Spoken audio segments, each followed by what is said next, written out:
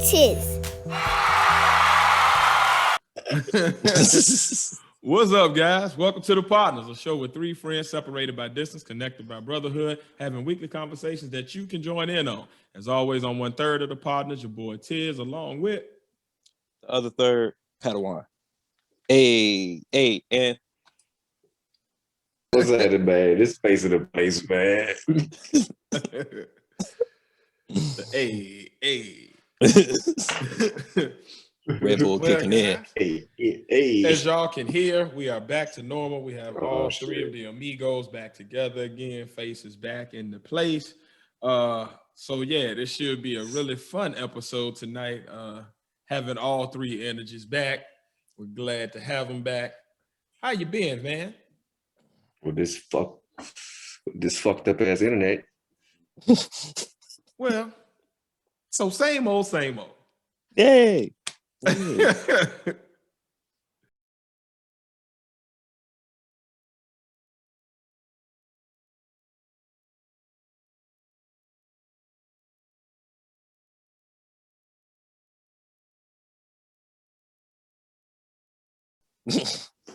Yeah, same There you old. go. It's all good. Same as You know how you. we Same do. as fucking usual. But still, we I back got to the fucking normal. move. This should be fun. So to start the show off, I wanted to jump right into just the latest nonsensory that I've seen on the internet. So Meek Mill had a song with the baby. Lil Baby, that leaked this week. And basically, in the song, he has a lyric that goes, "If I ever lack, I'm going out with the chopper. It'd be another Kobe." And a lot of people were in uproar about this. And then basically when he faced the backlash on social media behind the lyric, you know, people were still kind of, I guess, upset about Kobe's death and the fact that his kid and his wife and stuff would have to hear that or whatever. He then tweeted, "Somebody promo a narrative and y'all follow it. Y'all internet annex cannot stop me. Shit like Zombieland or something. LOL." Then he tweeted, they paying to influence y'all now. It's almost like mind control. Wake up." So then he faced more backlash after that. People were saying that he was trying to deflect instead of just, I guess, standing up to what he said. And then Kobe's wife came out this morning basically saying, "I find this to be extremely insensitive and disrespectful, period.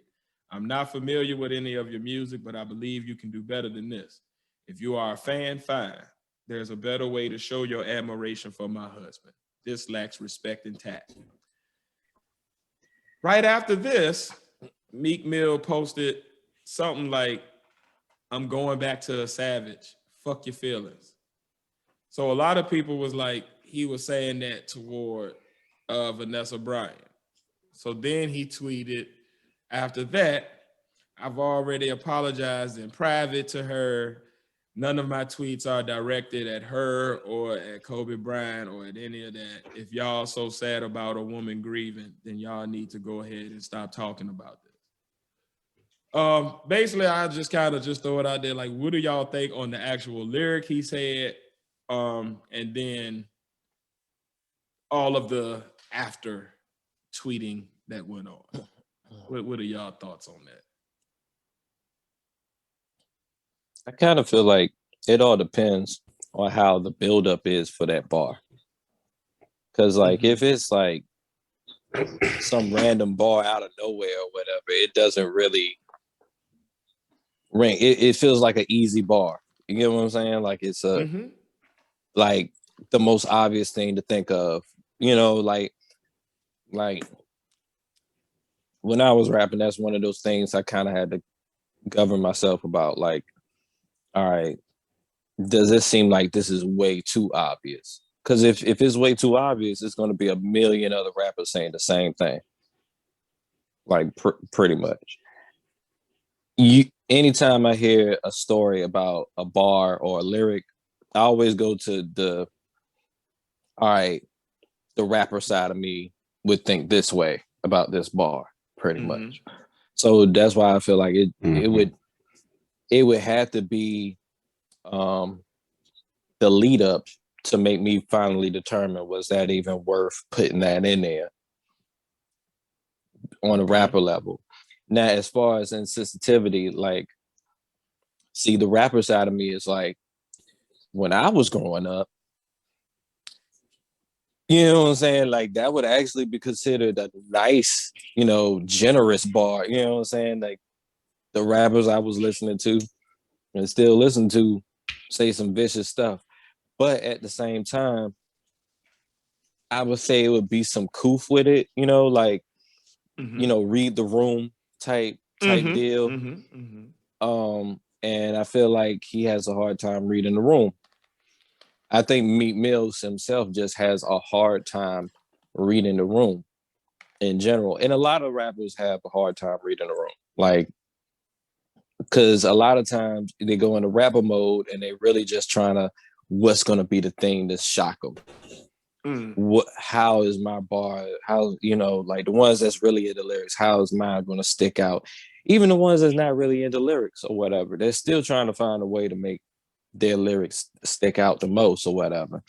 And a lot of times when you get in that mode, you don't really read the room pretty much. You're just all up in your own feelings or whatever. So, gotcha. Yeah. Sorry, I went out. But as far as like once the man's wife comes to you and say, hey, once the man's wife comes to you and say, hey, I feel uncomfortable about this lyric or whatever. If I was in Meek Mill's shoes, I would probably do something to go back in and take that out. Just rewrite it. You know what I'm saying? Or whatever. Now, I know with studio constraints and everything, that might be an issue with they're going to have to work out or whatever, but that's just how I feel about it pretty much. So I can't really be mad at Meek Mills for being Meek Mills or whatever. But I just hope he, as a person, starts to read the room more. That's all. Gotcha. Yeah. Face, what you think on that? Now, I have a different take when it comes to rap lyrics, and protection of the freedom of speech. Actually, when it comes to that, because I've heard much worse than that line about Kobe. So I can understand from his actual wife's perspective how she would feel some type of way, or anyone in their family. But outside of that, no one else should have a fucking opinion, because they have no relation to the man himself. Only people with a relation to the man himself should actually have a feeling about something like that at the end of the day. None of them should. You know, I don't feel like it. Anybody with an opinion, shit, either keep it to your fucking self or say it to somebody who cares. But at the end of the day, Meek don't care. So why share your opinion just to be putting it out there? I mean, that's the age we in now, that everyone has something to say and everybody wants to put their opinion out there, even when they're not involved or even when it has remotely nothing to do with them. On this topic alone, shit. Once again, the only people who have the right to say something is his wife, Vanessa, and anybody related directly to him or her, because her family will be grieving from the loss too, because it won't only him, it was his daughter. But I draw attention back to the actual crash. It won't just them that perished that day. It was other families on that same helicopter that perished. Yeah. So are we only focusing on Kobe because he was a basketball player? Or, I mean, my mentality is different. Like, my mentality is different when it comes to these so-called celebrities. At the end of the day, I feel bad for their loss. Just, I'm human. I feel bad for their loss. But outside of that, if my people's pass and somebody make a song about that, ain't nobody gonna say nothing. These young dudes, they out in Detroit or something like that? Where Young Von from? Where King Von from? Chicago. Where from? Chicago. They making songs on whoever packs and whatever showing the utmost disrespect to the two people that died in the streets and putting it out there, making millions of them songs around that. You feel me? Ain't nobody saying nothing about that. But the only reason to say something about now, me personally, I feel because it's a somewhat popular rapper in Meek Mill. He has a track out there, and he's black. Kobe's black, so they want to heighten that. And trying to bring that to the limelight.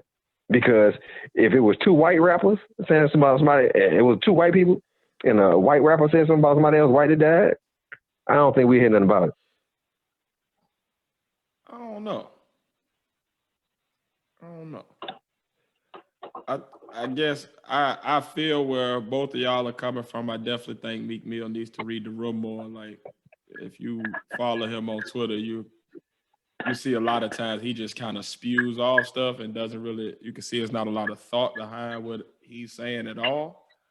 I guess why I differ at is as far as like the people build bonds with people that they fuck with. Like if something happened to Jay-Z, like that would affect me probably more than, you know what I'm saying, the average celebrity, because I actually grew up off his music. I really like feel in touch with his music. His art resonates with me in that level. So you almost feel a connection to him. Like when Uncle Phil died, I was sad about that. I still ain't really cool with people putting Uncle Phil balls and shit. Like, I guess for me, like I don't think it's anybody that died, like them Chicago dudes that be doing that when they talking about smoking on packs and shit. Like, I don't think that shit right. I just feel like at the end of the day, if you put art out there or it leaks or whatever the case, people gonna have an opinion. Like we talked about it a few episodes back, as far as like, if you're an artist, you're putting your stuff out there for it to be interpreted and taken in by the public.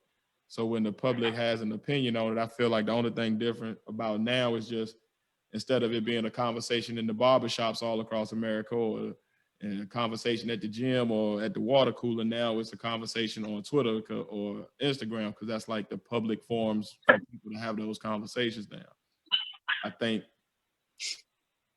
if he had just said the line, like I feel the creative part of it, like he was trying to think of a clever line, you know what I mean? And that's what came to him. I feel that part, but I think if he had to, like, after that, when he saw that people were bothered, or like that, some people were just hurt because they really rock with Kobe on that level or whatever. And they also think about the fact that, like, that lady or Vanessa Bryant and her kid gotta still think about, like, that shit just kind of throws it in their face that their sister and their sister's friends and their dad died or whatever.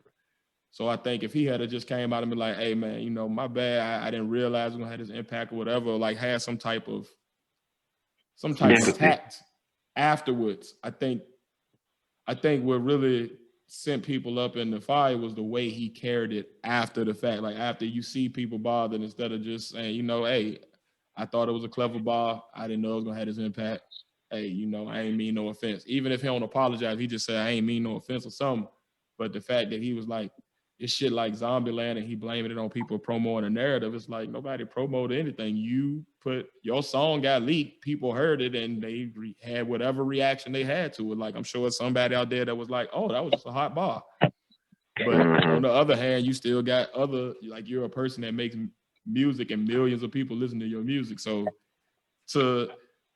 I think it just go back to, like, for me, if you're an artist, whatever you put out there, you gotta realize that it may not have the impact that you necessarily intended in your heart, and be willing to kind of like face that backlash in a more tactful way. Like, I don't feel like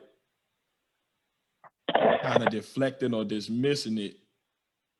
You alienating a group of people that might be your actual fans that just didn't feel like that bar was cool.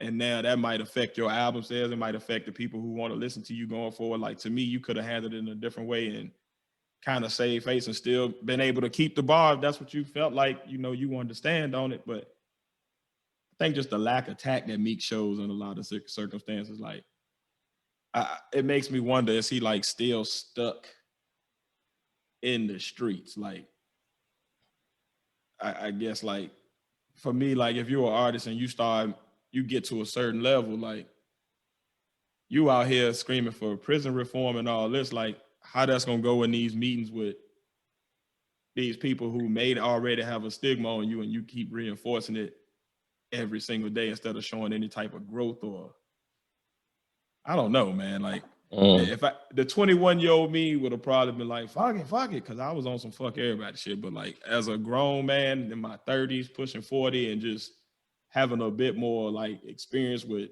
just the world, I feel like he could have went about it in a different way, as opposed to like basically seeming like he was just basically saying fuck you to the family, fuck you to the people who are sad, and fuck everybody. Like, that was just the general vibe he kind of gave off.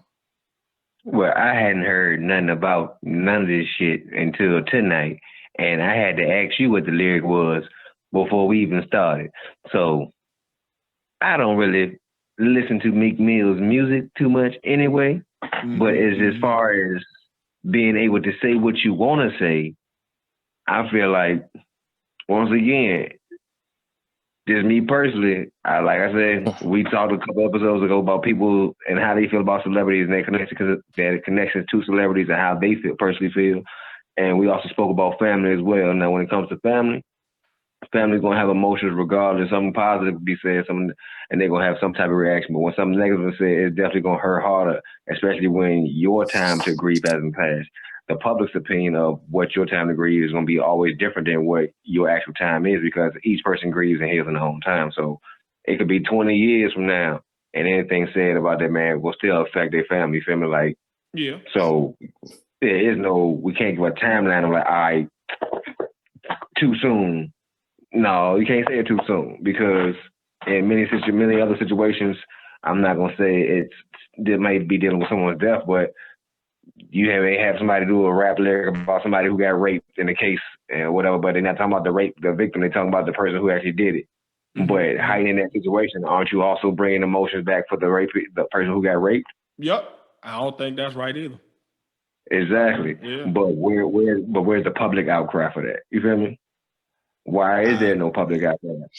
So that's my instance. Like, there's nothing wrong with people feeling how they feel. Like like I always say, to each his own. But keep it 100 all the way around. If you're gonna be upset about this lyric, make sure you scan out every lyric, so you can get upset every time there's a lyric somebody says something you don't like. Since we're all getting to the society is getting to the point where the littlest thing and how people feel can change something nowadays, instead of actual factual information changing stuff. It's just like, don't make it biased. Make sure we're spreading this feeling across the board all the way. And in most cases, it's not. That's where my only problem comes from. Like I said, feel how people grieve. I have nothing wrong with that. I can remember now my father's been gone for 20-some years, 30-some years now. But people still say something, I may get upset. So I totally understand from the fan perspective. As far as being a fan, me personally, I wasn't a Kobe Bryant basketball fan. I mean, I was one of them people that rooted against Kobe. I was one of them people and I'm going to say it, I didn't like Kobe because he was that damn good. I ain't going to say he wasn't good. Hey, he was the Black Mamba. He was that much shit. That's why I rooted against him. I wanted him to lose, but he was always going to win. You feel me? So, I mean, I don't take no joy in the lyric that I know about it, but I don't take no offense against it either. Just me being me. But that also comes with just my personality. But I can definitely say where Pat comes from as far as saying reading the room, and I definitely understand where you come from and saying he could have put more tact into it. But when it comes to tact, we got to look in the society we're in again. We're in an almost tactless society. So how much tact are these people expected to have? If we really hold them to no moral compass on a total across the board, you feel me? It's like society picks and chooses when they want to hold people up. I think the simple fact that that same reason about what society pick and chooses is the main reason why he himself, for the sake of his own preservation should have more tact reading the room. Like, don't get me wrong, I'm an artist myself, and I feel like the rules should be, as far as freedom of speech as an artist, there is no limits. There's no, you know what I'm saying? You can say whatever you want. But as for your own preservation of self, that's when you read the room and you say to yourself, hey, do I want to deal with the consequences of me saying this? Because there's no way possible I can say this particular idea or how I feel about it without some type of disagreement from society. There's no way. Like, I think with celebrities, a lot of times when they first hear something, they think it's probably like a small sector of haters that just want to rile up stuff or whatever. It's not until it gets into a bigger situation then they realize that, oh, this is the whole world saying this.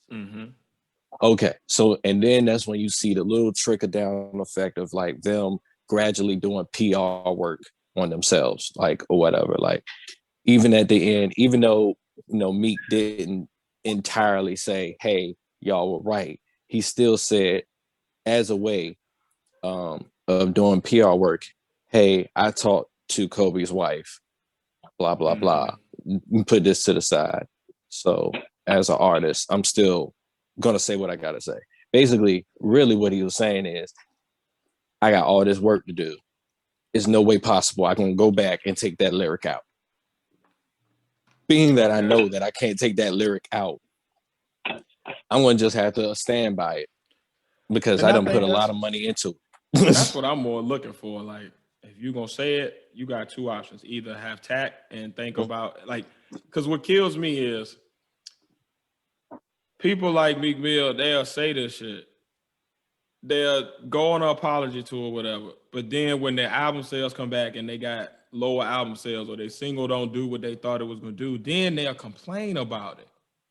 Like, if you're going to say it and you're going to stand on it, then stand on it 100% fully and take all the backlash. Take the loss of whatever endorsements feel like they want to pull out. Take the loss of the album sales, your tour not doing it, whatever the case may be. Like, take them losses like a man because you stood on it, or be smart enough to say, all right, I know I don't want to lose this, this, and this, so let me go ahead and just have tact. Like, the simple, you saying that the tweet about, hey, I spoke to Kobe Bryant's wife, da-da-da-da. If you had said that when the lyric first came out and people first got upset, I feel like the conversation is a whole lot different today. But going on the not even the defensive, but the offensive, where you almost like antagonizing the people that are upset. Like, I don't see what that does for you if your goal is to sell records and make people want to listen to your shit. Like, I feel like alienating a fan base is just unnecessary unless you want to do that and you don't care. In which case,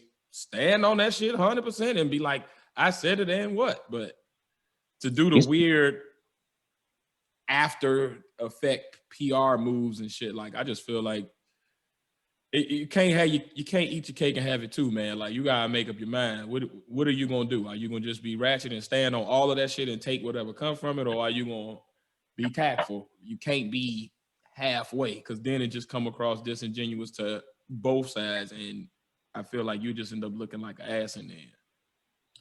Sometimes celebrities be testing their celebrity.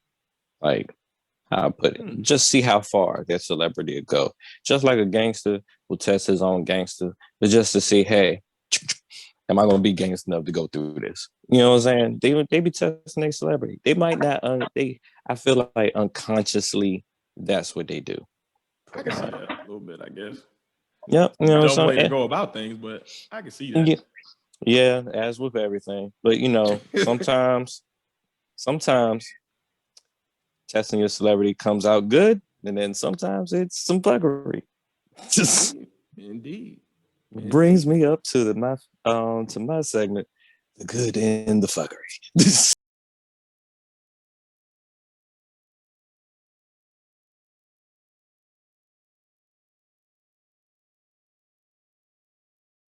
All right, let's get into some fuckerations. It just fits right in with Meek Mill's fuckery pretty much. But we're going everywhere on this one today. First Let's off, go there then. Another rapper news, man. Our young brother, Shad Moss. That is not my brother.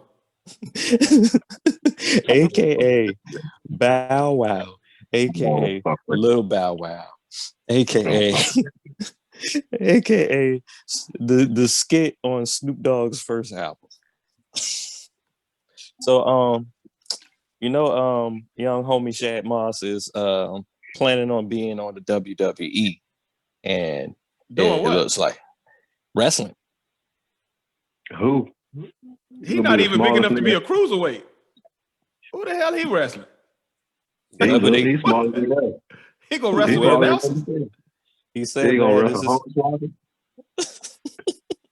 Who? Hornswoggle. Oh shit. Yeah. But Hornswoggles.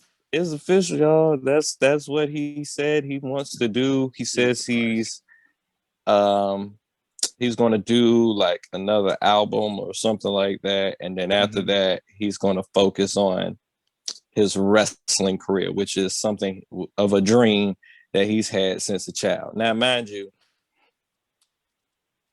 I am not against anybody's dream, and I think all over the place, man. And I think, yes, that's one thing. And I think everyone, I'm drawing a comic book for peak's sake. You know what I'm saying? So that's fine. Like you've been focused on that comic book and talking about that for like since you got that dream. You haven't been like over here saying, oh, now I'm gonna build houses. Okay, now this week I'm going like this dude is all over the damn place. Yeah, as a child, you always have all kinds of crazy dreams. Shoot, I wanted to be Batman. I wanted, everything. Some people want to be a Ninja Turtle. Some people wanted to be a dinosaur. And then he turned 5 and realized that wasn't practical. Like, what the fuck are we talking about here? But he's actually going for one of his childhood dreams. So I ain't gonna knock him until somebody knock him out. And guess who? That's what's gonna happen. He gonna take one of them bumps and it's gonna be a wrap. That pro wrestling shit ain't that easy, man. I don't know, man. Guess who's his trainer, his coach? That's right, you guessed it. Insane Rikishi. Rikishi. Well, what? That don't even match. I mean, he's a dancer. We need to have somebody like Rey Mysterio or somebody like what is? You teach him how to be a big man. You ain't about to slam nothing. That girl whipped your high parts. Man, just think of this big Bow Wow, nigga. Just think about the storyline behind that, like a short rapper with with a big man complex. Well, they do got the dude now that be flipping people with no hands. He be having his hands in his pocket, so maybe. Big Bow Wow, man. Hey, man. I would never call that Negro that. Big Bow Wow, nigga. BBW, nigga. BBW. That sounds like a bad tab on a porn site. Some shit you don't want to see. Oh, man. Big Bow Wow, nigga. BBW. Man, even BBW's got to have love, man. But not Big Bow Wow. Nah. I would have got something to do with this nigga. No, man. Nothing about him doing this sound right. I pray for him. Oh, man. The first time somebody splash him or something, it's gonna be a wrap for that little frail body. Yo, if that's his wrestling name, like do he know he's not a muscular man? HBK. Do he know he looks in the mirror as fuck? When he looks in the mirror, it probably like, something different. What is going on, man? This is why I stopped watching wrestling. But it's too much change for me. I'm not ready. I'm good. Money has a good way of making you like gives you a high to think you can do a lot of things. That's what it sounds like though, like a money grab because his tools are slowing up, his music career is slowing up. So he like, well, I'm not on no shows no more. I ain't getting no money out of the music. Let me find something else to do. Might have had a cocaine night. I ain't gonna say nothing. Oh, he on that Booger Sugar? Nah, I don't know about that, but it sounds like he did the way it's Oh Lord, looking like that. But yeah, he on that booger sugar allegedly jokes, folks, all jokes. We just all right.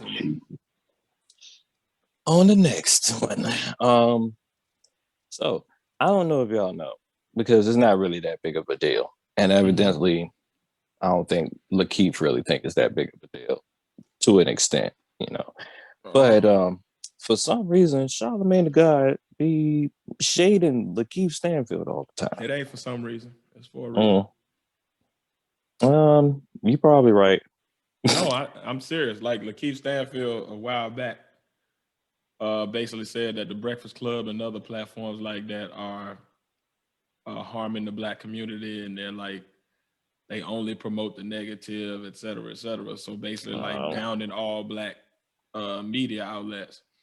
And then after that, Charlamagne said something else about him and then stopped talking about him. And since then, Lakeith Stanfield made a diss track about Charlamagne and been talking shit about him on his social media and all this shit. And that leads into Charlamagne asking Daniel Kaluuya about the thing with about on the set of the Black what is it, the Judas and the Black Messiah? Was Lakeith Stanfield? He was like, Lakeith Stanfield was made for that role, huh? Or something like that. And Lakeith Stanfield, then he got mad at it and went back at Charlamagne by posting himself online with a raving a pistol at a picture of Charlamagne or something weird. He's crazy. I can see Lakeith doing that. I'm just saying that he doing too much because I'm looking at it him getting into this thing with Charlamagne. It take away from everything that he do. Right, he just came off a really good acting performance, and instead of people talking about that, they talking about him waving pistols at a picture. Yeah, they talking about his next acting performance. What? What is next? They're talking about his next acting performance. He's acting like a motherfucker right now. Yeah, he is acting like a motherfucker. He's fully in a character. Acting just like a motherfucker. Acting just like a motherfucker right now. Ignorant ass motherfucker. Yeah, I can't argue with you there. At what point? I guess there's no dollar level where you just stop giving a fuck what niggas have to say. You feel me? Nope. If I'm making movies and I'm getting paid, give two shits what the fuck you got to say. I don't care. Now, the original comment being made about the Black media outlets should never been made because if the Black media outlets give us a voice, you feel me? Without the Black media outlets, a lot of us wouldn't hear the news at all. We wouldn't be privy to what's going on. You feel me? So they give us a voice and give us an ear at the same time. So that comment shouldn't have been made. Now, Charlamagne is known to be an asshole, so why give a fuck about anything he has to say? I mean, he take it with a grain of salt. Yeah. I mean, hey, he talks shit about himself. He always doing a homoerotic shit with DJ Envy. I mean, he plays a character, like we was talking about earlier before the show. He plays a character. He plays a character. That's all. It's his job. Y'all both actors. He acts on the radio. You act on the big screen. Really? Yeah. What the waving a pistol for? You waving at a picture? That's how I know you ain't serious. Yeah. Because people who really people who really real with that pistol play, they ain't pulling out pistols at no pictures. If it's coming out, it's gonna be used for real. It's coming out with some fire behind it. You feel me? These people these days. That's all I can say about that. Yes, sir. Well, you can't really say it's going to be, when it comes to money, I feel like, I would say, it's people that make money just for moments like this. They live for moments like this. I'm not saying Lakeith is. I think Lakeith has some emotional problems to go. Some don't seem right with him, even when he does interviews. Something is off to me. It could be just me.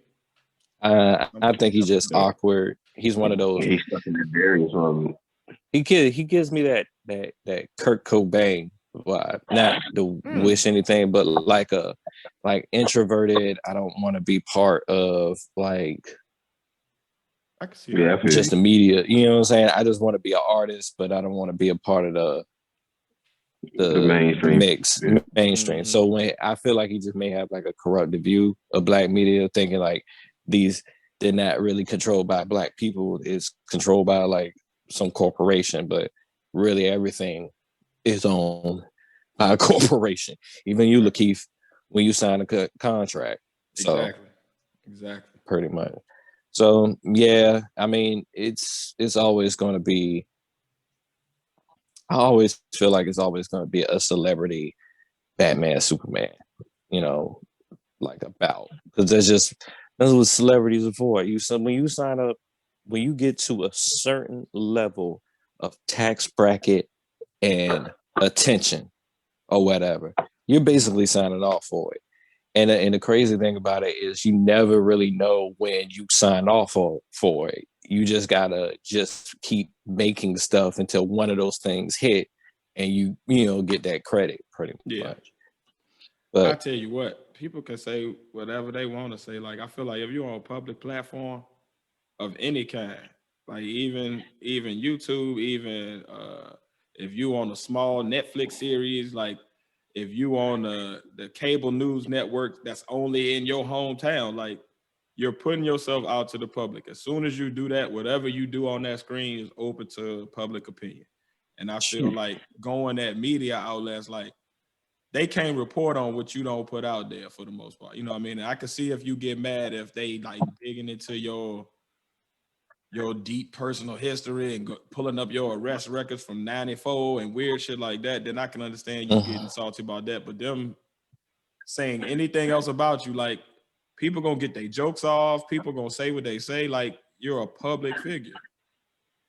You kind of sign up that when you put your shit out to the public. If not, you could have stayed private and not have to deal with it. You could have got you a 9 to 5 and nobody would know who you are and you would be a normal everyday citizen that doesn't get all of the things that come with your position, but you wanted to be in this position. So you kind of got to like at this day and age, it's normalized for this shit to happen. Like Princess Di got killed running from the paparazzi. Like it's literally like, it's been a thing where public figures you're going to get that attention, both good and negative. Like part of it, man. Like you got to deal with that shit and keep it moving. But I don't think going at the media outlet's going to ever be a good idea because then they just going to ramp it up and they going to come at you even more and paint more false narratives about you. So they're always looking for us. They're always looking for a topic and you just giving it straight to them. So absolutely. Sensationalist.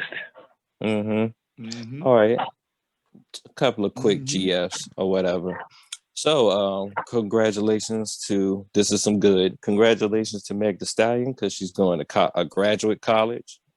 Nice. A lot of people said that she wasn't going to graduate. You mean she's going to graduate college? I thought you meant she was going to graduate school, like graduate college. No, she's going. She's going to graduate school in the fall. That's what she's going. The way they read it, the way they wrote it, in the article, it made me look like she was like, all right, she's graduating in the fall. But no, she's going to graduate school actually in the fall. That's dope. I remember she was in school when she first started like her career, I feel like. So that's dope that she actually finished it out. Congrats, and was man. able to. Yeah, it was able to with that the crazy as her career's been going, pretty much. Yeah. And the fuckery on the opposite side is Tory Lane's like hairline. Y'all haven't seen that picture? It's a picture of him. Not a new one, but I remember when it was way back here, and then he got like the implants, and then it was like right here. Like he got the implants to get a hairline back, but then I saw a video. I saw a picture of him currently. They took the head off, and he was like, his hair was out there. It looked like Fire Marshal Bill or somebody put a flamethrower to somebody's head, man. Like and the sad part is he's younger than us. Like a burnt chia pet. Like it was scary, man. I ain't know what was going on, dog. There's nothing wrong with that boy. Yeah. That's not stressing. Right. Stressing too much. Probably trying too hard. When you try too hard, you stress too much. And you worry probably about like criminal charges. Yeah, that too. But I mean, he's been trying too hard for a long time. That's how he got into those dang criminal charges in the first place, in my opinion. I feel like he always giving off that vibe, like, "Hey man, I'm me. I'm this. Look at me all the time. Look at me. I'm Tory Lane." You know what I'm saying? So I don't know. But quick one. I would say this is. Oh, I didn't hear what Faye said. I said, I'm Tory Lane. Yeah, he just seemed like he's extra. I need attention guy sometimes. Yes. He's a bit of an attention hog. Yep. Like I would say, as some of my female friends have defined what they call a fuck boy, he seems like he's the poster boy for being a fuck boy. Just being a guy that just tries too hard so he can get sex and attention. That's what he seems like to me. Definition. Sounds reasonable. Yeah. Man. sound about right. It's a good assessment. Yeah. Survey says no lies detected here. Ding ding ding. All right. So I don't know how to feel about this. This is I get mixed feelings about this because I really like their music or whatever when I'm in that vibe. But Daft Punk has broken up, man. And like I would say if anybody ever that's a musician who had any type of music career, they did it the way I would want to do it. Just go in and my image is famous. And I can go, I can make these great songs and people just think my image or my character that I have on every album, these robot people in suits are the group. So I can just have a regular life, go to Walmart, do whatever heck I want. And then the only time I have to worry about paparazzi stuff is when I put that astronaut robot helmet on my head. Like that. And I don't know. I always feel like I'm in the future every time I listen to Daft Punk. And I like that shit gotta be hot though. That damn shit gotta be hot. It got to be. It gotta be. Or it's an actual robot and they control it like a video game. I like to think that because then that makes I like to think that because, it's fun. That's real. Yeah. I'll be honest. I don't know how to feel about them breaking up because I don't really care that they broke up. As long as they good as people and they still got their friendship intact, hey, do your thing.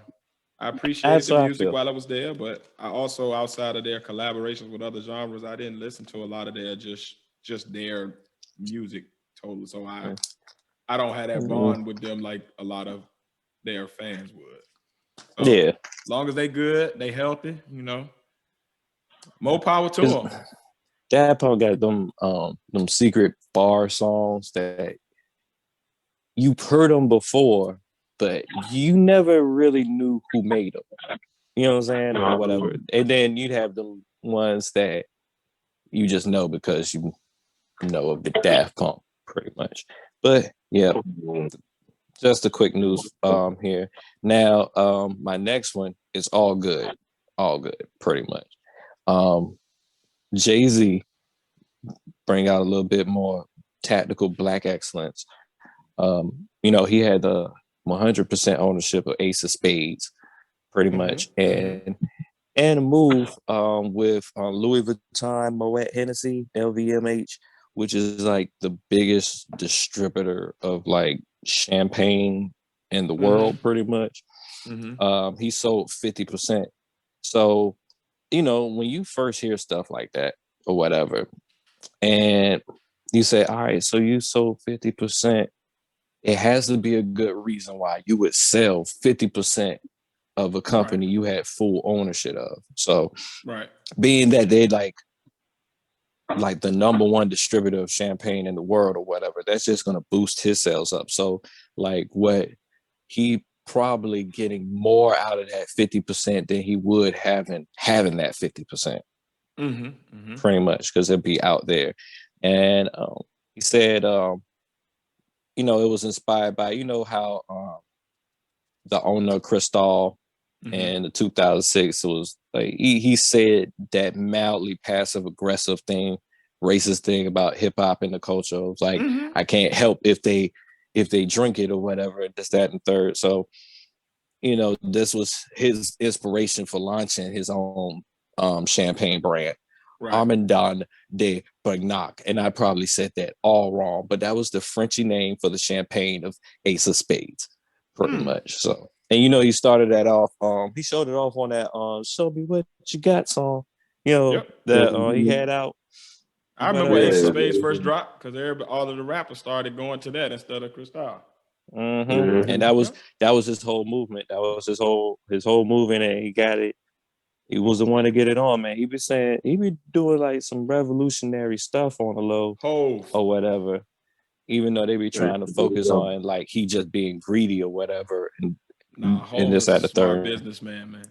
That's all it is. And he a lot of times, back, so I respect that. Like he put his money where his mouth is on a lot of issues, and he be out there before a lot of other people be out there. So he got my respect as always, man. But you know, he's my favorite rapper of all time. So I'm always biased to Jay-Z.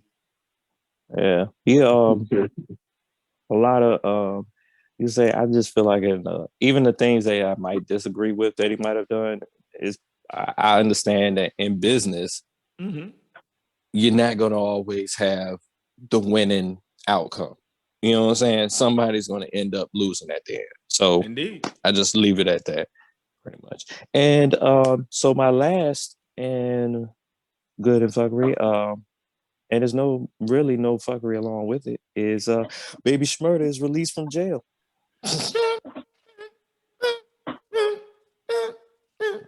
That's right.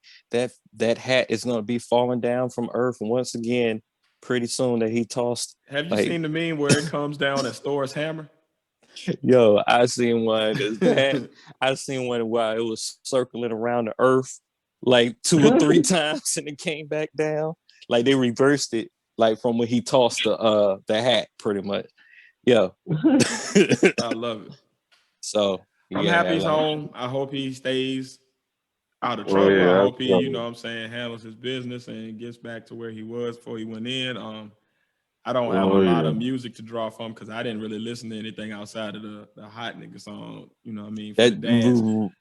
So, really, that's all that really came out before. I saw a lot of people like really going crazy about it today. So I realized he had a definite impact on the culture, which I can definitely respect. But for me, I mean, now I'm glad he's out. I hope he does well.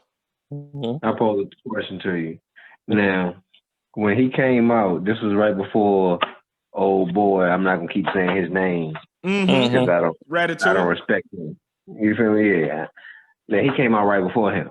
Now, me once again, because I only personally speak for my behalf.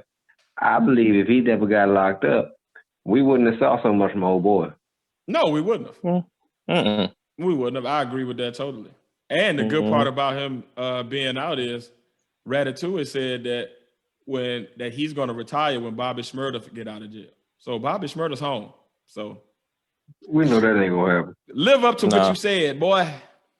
All I say is Bobby Shmurda is like the perfect opposite of that Ratatouille 9. Oh yeah.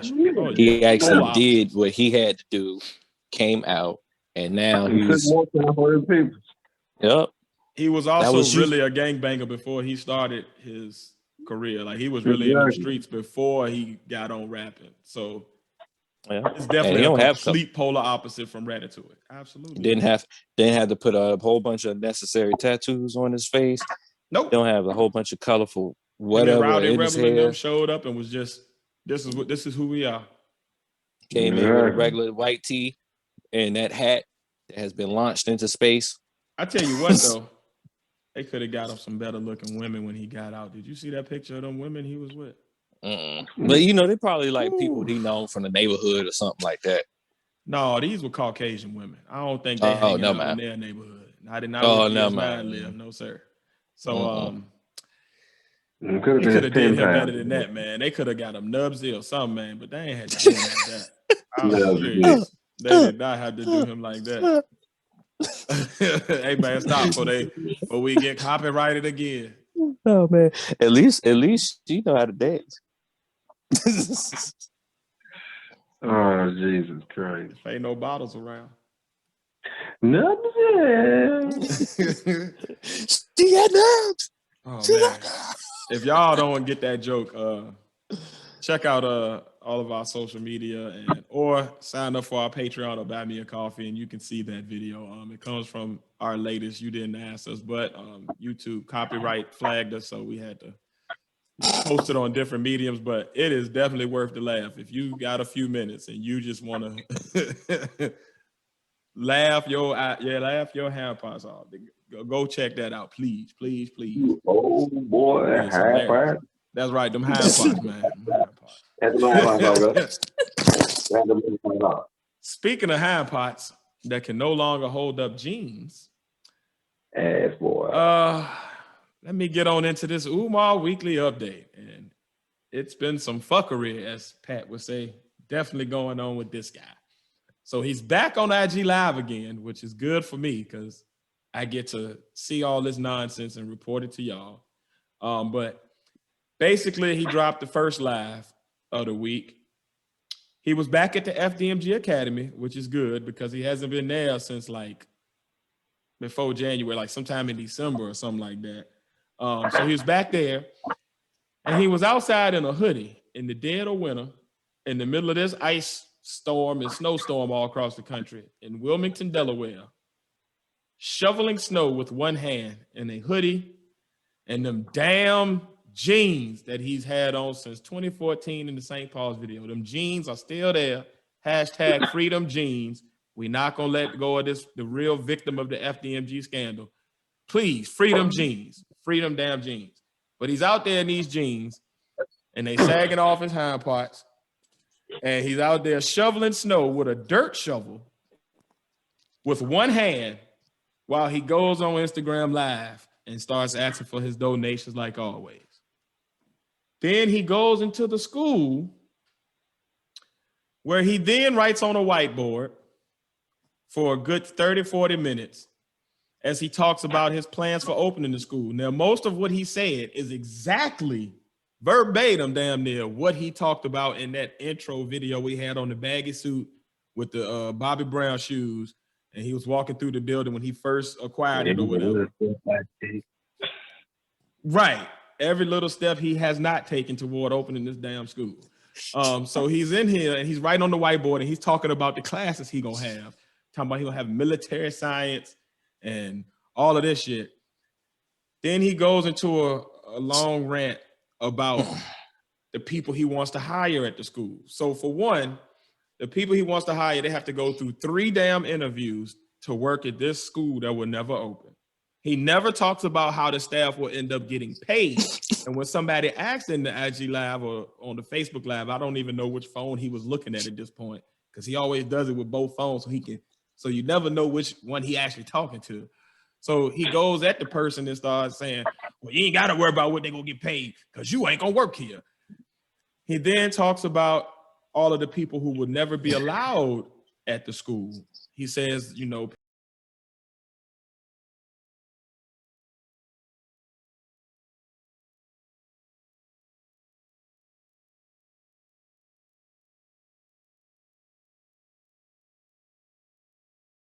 people from certain communities will never be allowed at the school. People from the ADOS community or the FBA, which is like the Foundation of Black Americans, which is like Tariq Nasheed's group. Like all of these people would never be allowed in his school because they are haters. And then he goes into talking about how he doesn't want his staff to, you know, there will be no staff having sex with the parents or each other or none of that. Then this Negro says, and I will be trying to not have sex with the parents. Now you opening an all-black school for black boys. And now you basically on IG Live before the school ever even has a whiff of getting open. You're talking about having sex with these boys' mamas. What kind of shit? What kind of principle? Oh, and then on top of fucking the parents was what he wants to do. He also says that all of the teachers gonna have to sign a non-disclosure agreement, a confidentiality agreement to work at the school. So you can't even talk about the bullshit that he does on a regular basis of what you see once you work.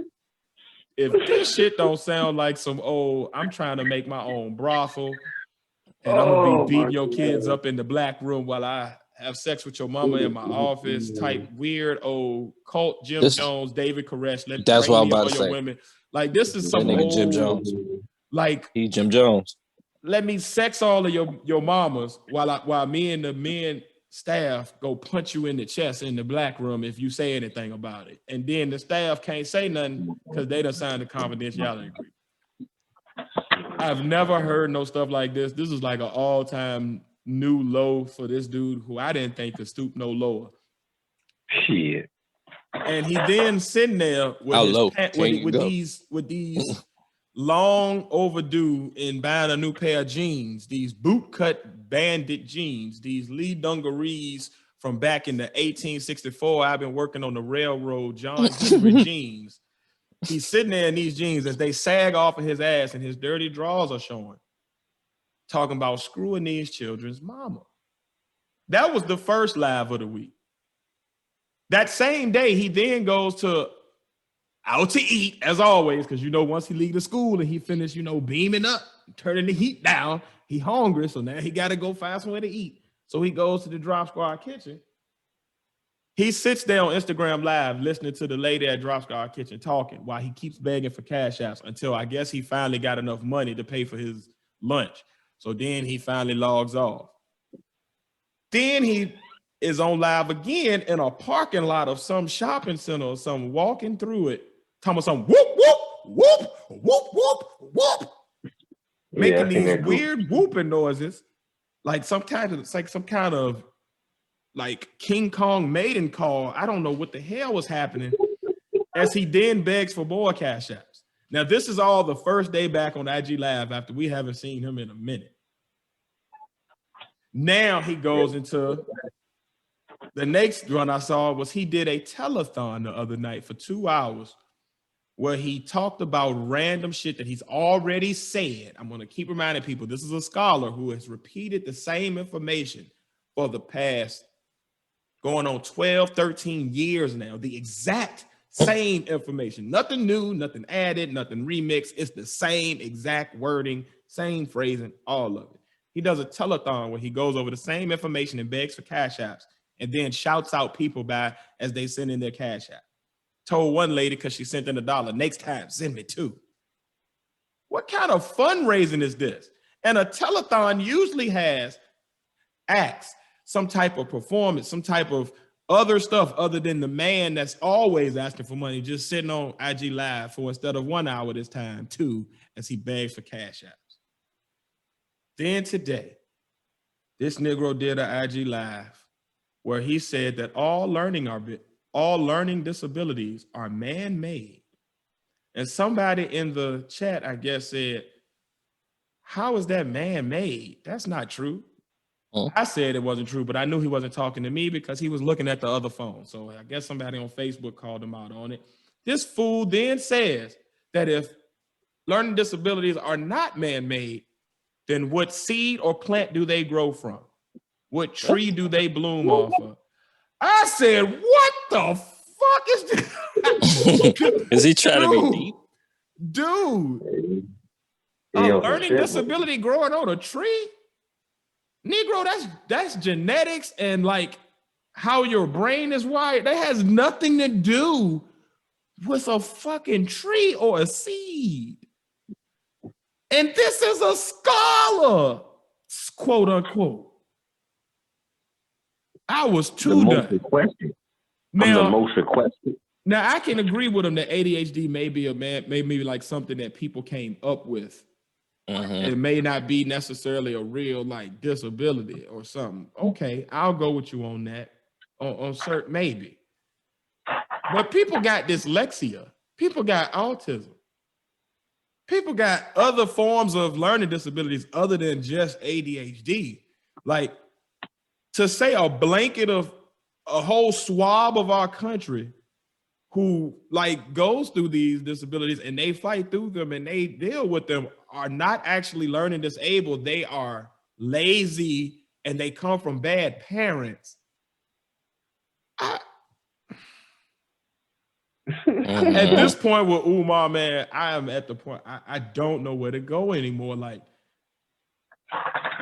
if you are still in 2021 when we got Google and encyclopedias and we got damn near every type of information you want to find out there, and you still are listening to this dude like, oh yeah, he gonna be a good principal to open a school. Let's give our money to him. He's gonna be the one that got a good plan. I don't know what else to fucking say to you. This is what you want to send your children to, supporters of Umar. Now I can deal. Go ahead. What you say, Face? That nigga crazy as fuck. You hear me? Like, I can deal with the supporters that be like, hey, you know, I just like to listen to him talk. He makes me feel good. Cool. I respect that. But I'm talking to the supporters of this school. I'm going to stay on the school. I'm going to stay on topic. This school should not ever open. If he is anywhere near involved with it, it will not ever open because not one financial plan has come through. He has no plan for anything. Not one renovation is made. He keep talking about the renovations are being made and got the nerve to talk about his contractors was pulling up the other day. No, they weren't. That's why the school still looks the exact same 2 years later. Actually worse in certain parts because now you have a shit lake in the gym that you can't get rid of. Oh. People, if you still believe in him, man, please wake the fuck up. Just admit what it is. You like him to talk to you, and he needs to admit what it is. He just likes to talk, and y'all stay together, and you donate to that. But do not donate to this man thinking a school is going to happen. It is not going to come to fruition. He is literally showing you and telling you in his IG lives every day why it won't. He just wants to have a place where he can screw single mothers, talk bad about their kids, and blame the mothers that he wants to screw for the child having an issue, and keep spewing the same bullshit that he spewed for all these years. And he still has not let go of them fucking jeans. Free them damn jeans. They don't deserve to be here. They have sat on the back of your buffalo ass for long enough. I'm sorry, man. Them damn jeans is bothering me. I gotta take a bathroom break. Yeah, I know. Go ahead. I'll cut this part out.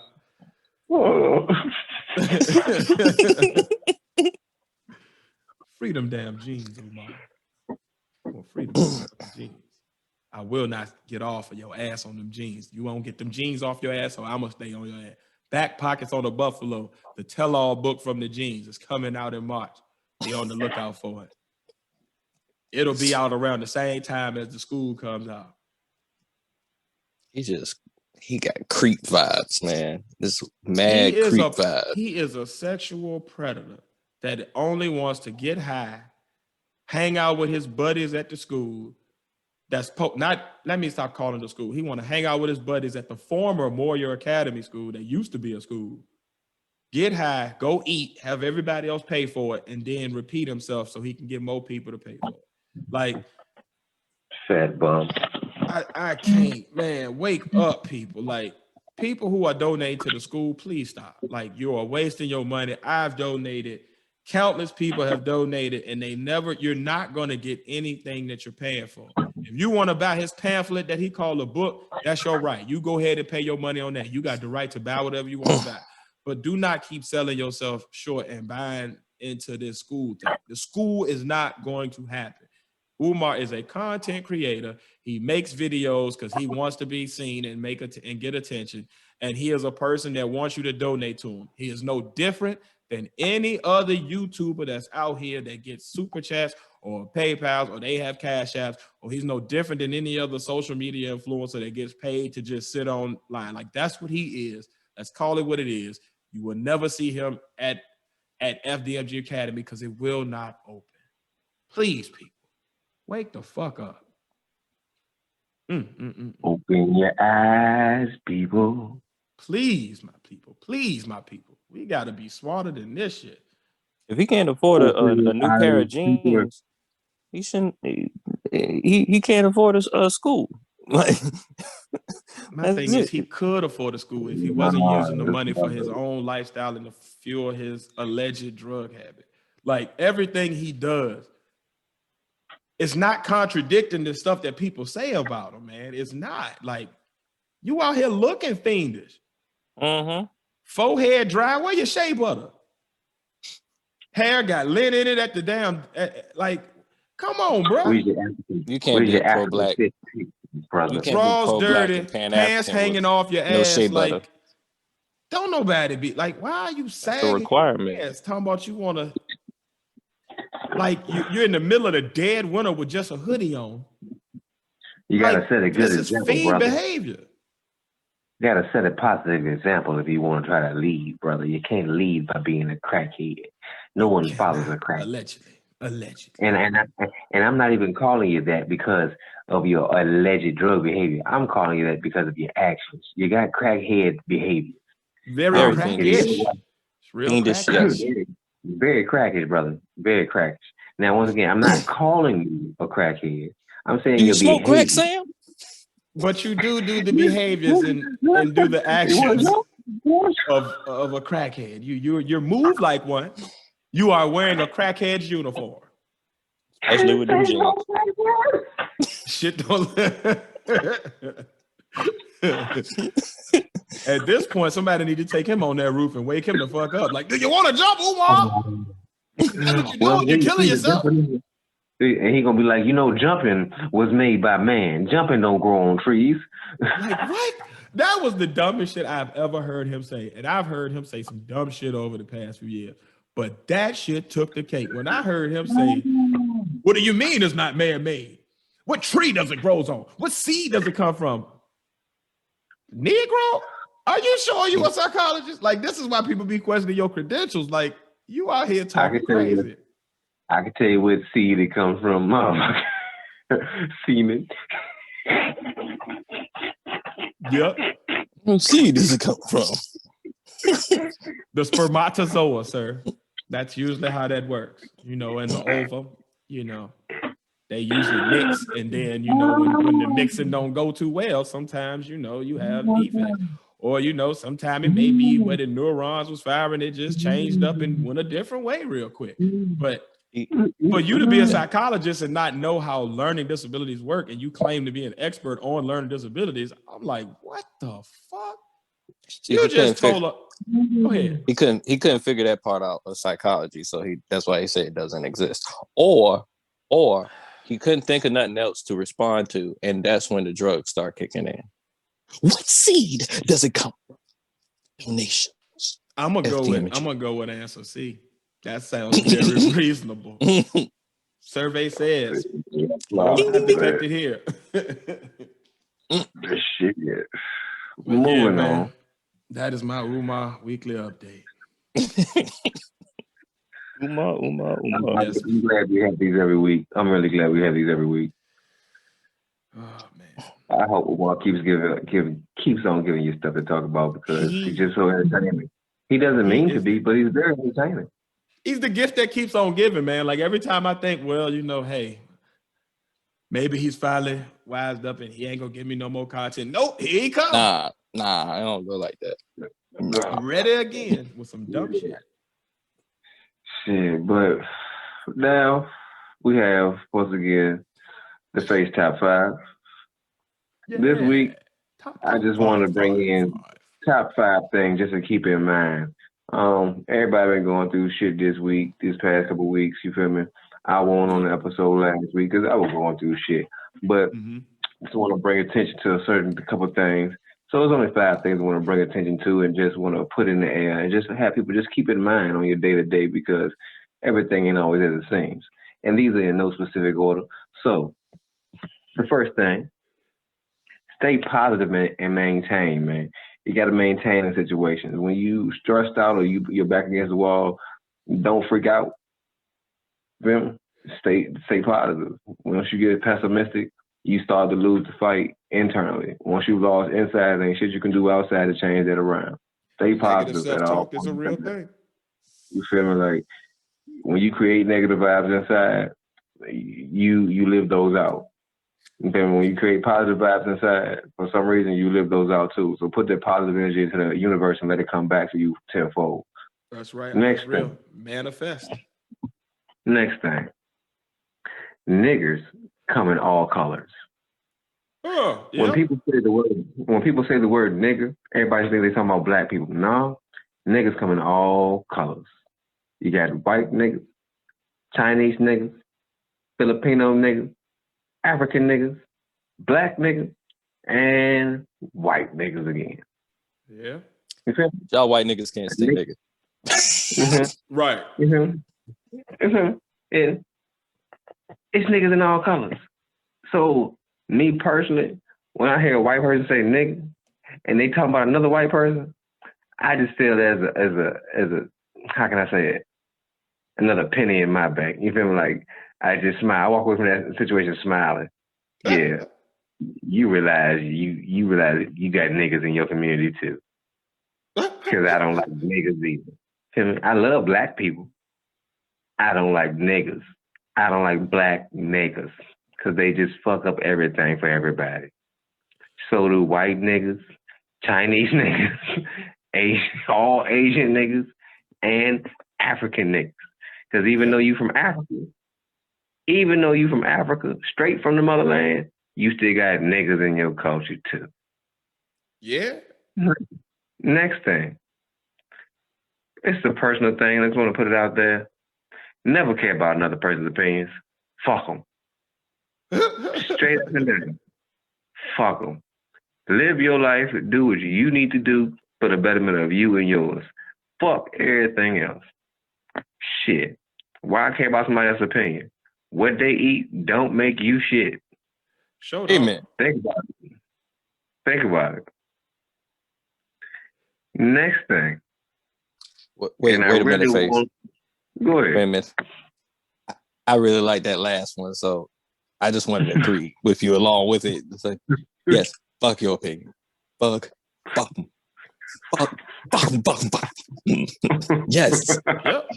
Yes. Oh my I'll God. always take constructive criticism, but opinion don't do me no damn good. You don't know how much that struck my soul deeply, like a Bible verse. All right, Oh, I'm you gonna needed to hear leave it that alone. word. You needed to hear that word from Pastor Face.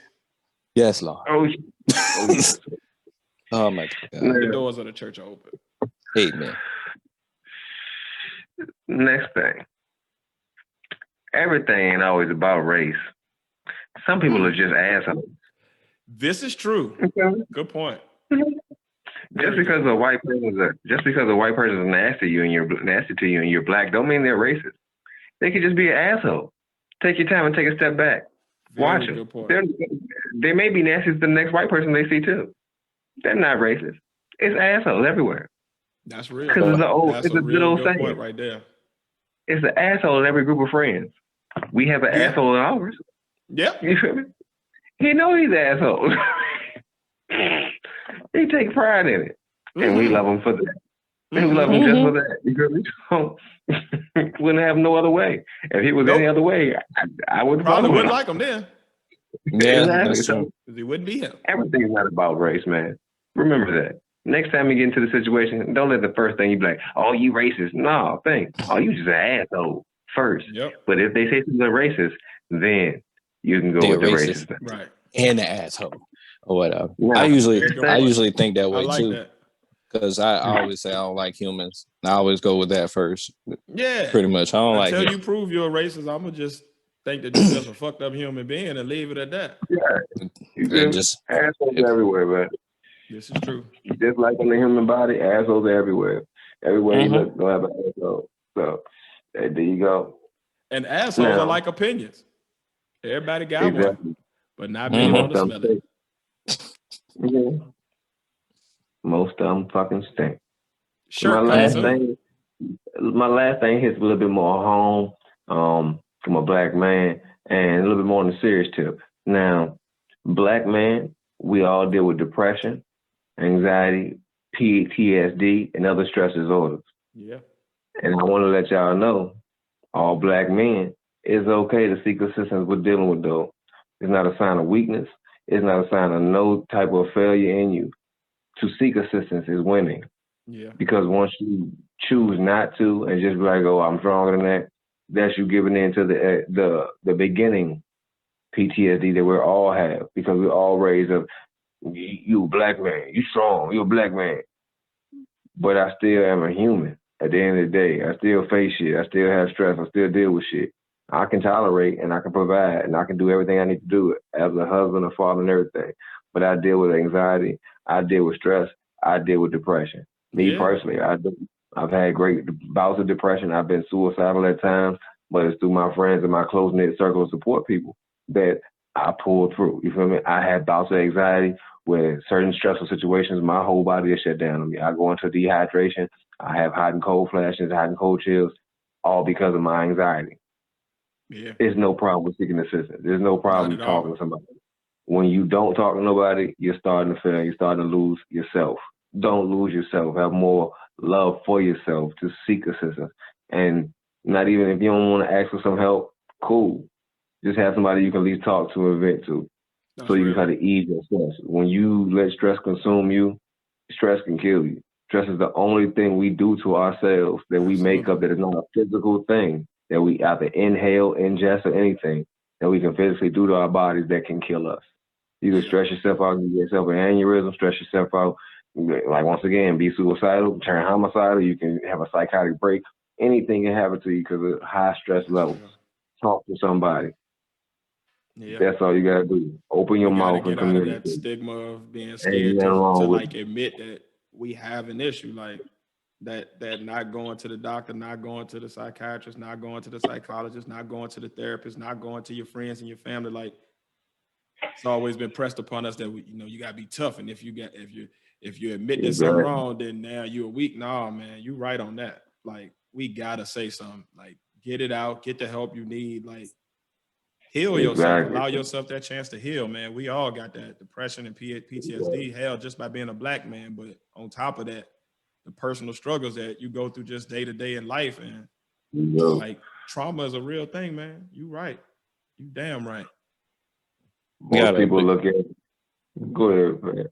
I was like, you gotta really start looking at yourself like you're your own doctor sometimes. Like when I go through my anxiety and my episodes, when I first started, I was like, wait a minute, I never felt like this before. Why am I feeling like this? What is the factors that's doing it? How can I limit those factors? Like the one good thing that I've learned is like routines really help me out as far as like what I need to do day to day or whatever. Like when I was working in a building or whatever, I have my same routine, wake up, I have whatever I have roll up. So for the ride to get to work, listen to whatever I want to listen to whatever podcast or whatever like song that match my vibe, and then get to work. But even with that, sometimes the anxiety is a little bit too much. I find myself, the closer I get to that building, the more anxiety will build up, and a lot of times like at that point I was like, you know what, I can't work like this with my mind like this. You got to give yourself that self break, that what I'm saying, like just a lot of times because we have to go to work, or we do gotta self preservation, we have to take care of ourselves or get that check or whatever, we'll neglect other things that also help us to cope or whatever, thinking that it's a sacrifice that is a good sacrifice, because you're working for your check so you can survive the next day. But if you keep doing that or whatever, it's just like just working the machine till it overheats or whatever. You got to give yourself a break before your body breaks down. It gives its own self a break, because when you do that, you don't have no control. You don't have no control over the circumstances before it actually happened. But yeah, I was just saying that because that's just expressing how I felt about my own experiences too. Hell yeah. Like people need to hear that stories from like other black men. Sometimes that's the biggest thing. Like you feel like you by yourself or ain't nobody else dealing with this. So let me just go through it. But like our stories need to be told like from all aspects, and especially when it comes to mental health, like because you can be the healthiest person physically, but if that mental health go wrong, like your body's gonna feel it too. Like it affects everything. And if you ain't in the right mind, you can't be the strong black king that your family might need you to be. So like take care of self, man. Like don't be afraid to speak out. Y'all preaching that good word on that. I damn sure believe in that. It's a lot of strong men that we looked up to that has died early. Like if you think about it, there's a lot of pillars. Like shoot, even on a like little younger child level, shoot, Ultimate Warrior, one of the wrestlers that you can't be beat or whatever, but he died at an early age or whatever. Like it's a reason why most men in most cultures they die before their women. Like it's that macho shit. Like you can't be too macho to love yourself. Matter of fact, I'll watch him. Me and Faith's favorite wrestler, Undertaker, on the last Survivor Series or whatever. When I saw that, I was like, you know what? I realized, he got to a point. He's like the perfect example, whatever, where you working because you felt like, hey, this is me. This is what I'm supposed to do or whatever. And he's getting older now. The body is breaking down. You know what I'm saying? He's realizing he's human. The character he plays is an immortal, but he's human. And it got to a point where he went out and bowed out gracefully the way he wanted to and realized that, yeah, he's a human, but this is it. You know what I'm saying? I had like the best career that you could possibly have as a wrestler, but you know what I'm saying? That's a go. Boxers, other athletes, you see them all the time, man. They've been beating themselves up and their body up or whatever, and they don't take care of that mental and whatnot, and that'd be the first thing to go, pretty much. I think Face put it real well. He was like, you gotta love yourself. Like that's really what it is. You gotta love yourself enough to take care of yourself, man. Like that's super real. I'm glad y'all touched on that tonight, man. Like that needed to be said. If you feel like something wrong, if you feel like I ain't know what's going on, you just feel off mentally, say something, man. Speak up. So ain't nothing wrong with that shit. Don't condition yourself to thinking everything is normal. Everything ain't fucking normal. There is no such thing as normal, man. Nope. There is no such thing as normal. That's a falsehood. Everything everybody puts on. There's a normal. It's ideal. Every individual, we're all like snowflakes, man. Everybody's different. We all have likenesses. Yeah. We're all made up of the same things, but we all form differently. So speak on your difference. Speak on what makes you different, man. If something wrong, if you think something wrong, speak on that shit. Somebody gonna be able to co-sign with you or just listen to you. Don't listen to somebody the first person. Ain't nothing wrong with you. Nigga, something wrong with me. You ain't gonna listen to me. Somebody gonna listen to me. Fuck it. You feel me? Write this shit down. Get that shit out. Like artists say, they express their pain. They put their emotion on their paper. It helps them out. That's why I brought this here. You feel me? This is therapeutic for me to speak on this shit. Because if I don't, who knows? You feel me? So I have no problem trying to open up to whoever you want to listen to it. It may help you, may not help you. You may think it may help you help somebody else. Yeah. But as long as you listen to it, as long as you hear it, I'm getting it off my chest. So like, it's making me feel better. And that's the most important thing for me. You feel like I'm helping myself. And if me helping myself help somebody else, that's even better. That's right.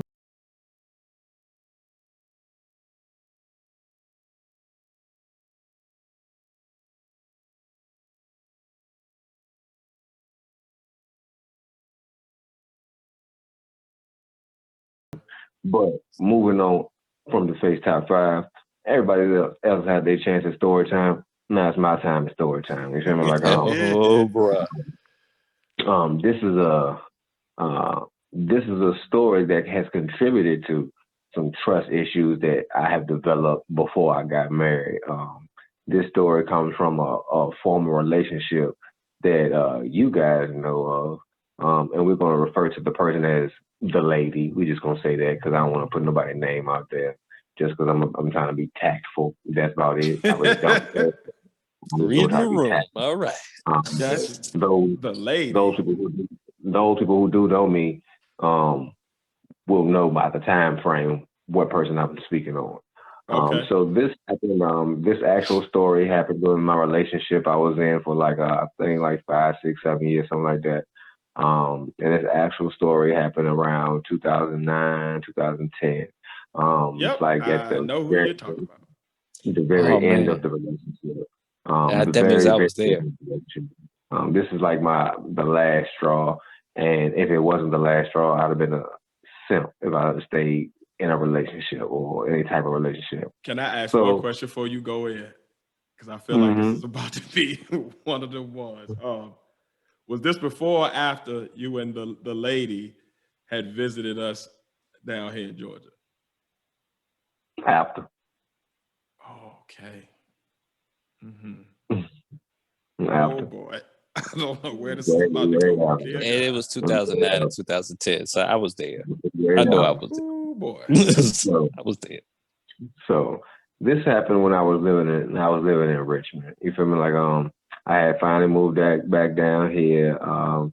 Shit didn't go right for me financially when I was living in the 7-5 because I wasn't doing the right things I was supposed to do. Just financially, I was spending money erratically. I wasn't saving money. I wasn't paying bills when they needed to be. I wasn't handling my business as a man. And it's at this point where I can be like, yeah, I fucked up. It was just me. I contributed to my part, but we had other adults in the household doing the same thing, fucking up too. So we all collectively fucked up. You feel me? Yeah. I'm just owing to my part. So when we moved back, I would say me first. When we moved back to Richmond, me and the lady got a crib. Well, it was this her crib? This is our crib. We have moved in together, and we got an apartment on the west side of Richmond. So at this point, I had just got a job working in Colonial Heights. I was working at a large retailer, America's largest retailer, I believe, and I was working there overnight. And I just started out making, so I forgot what I was making, but back then probably won't shit.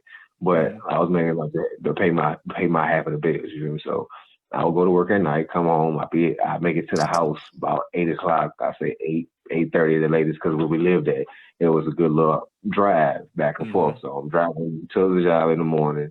At night, driving back home in the morning, dead tired. When I'm getting there, she getting ready to go to work. I'm like, okay, we barely seeing each other on this work shit, but nigga got a job. I ain't hustling no more, so be happy. So, but everyone knows this relationship from start to finish was a toxic relationship, and we both were toxic individuals in a relationship.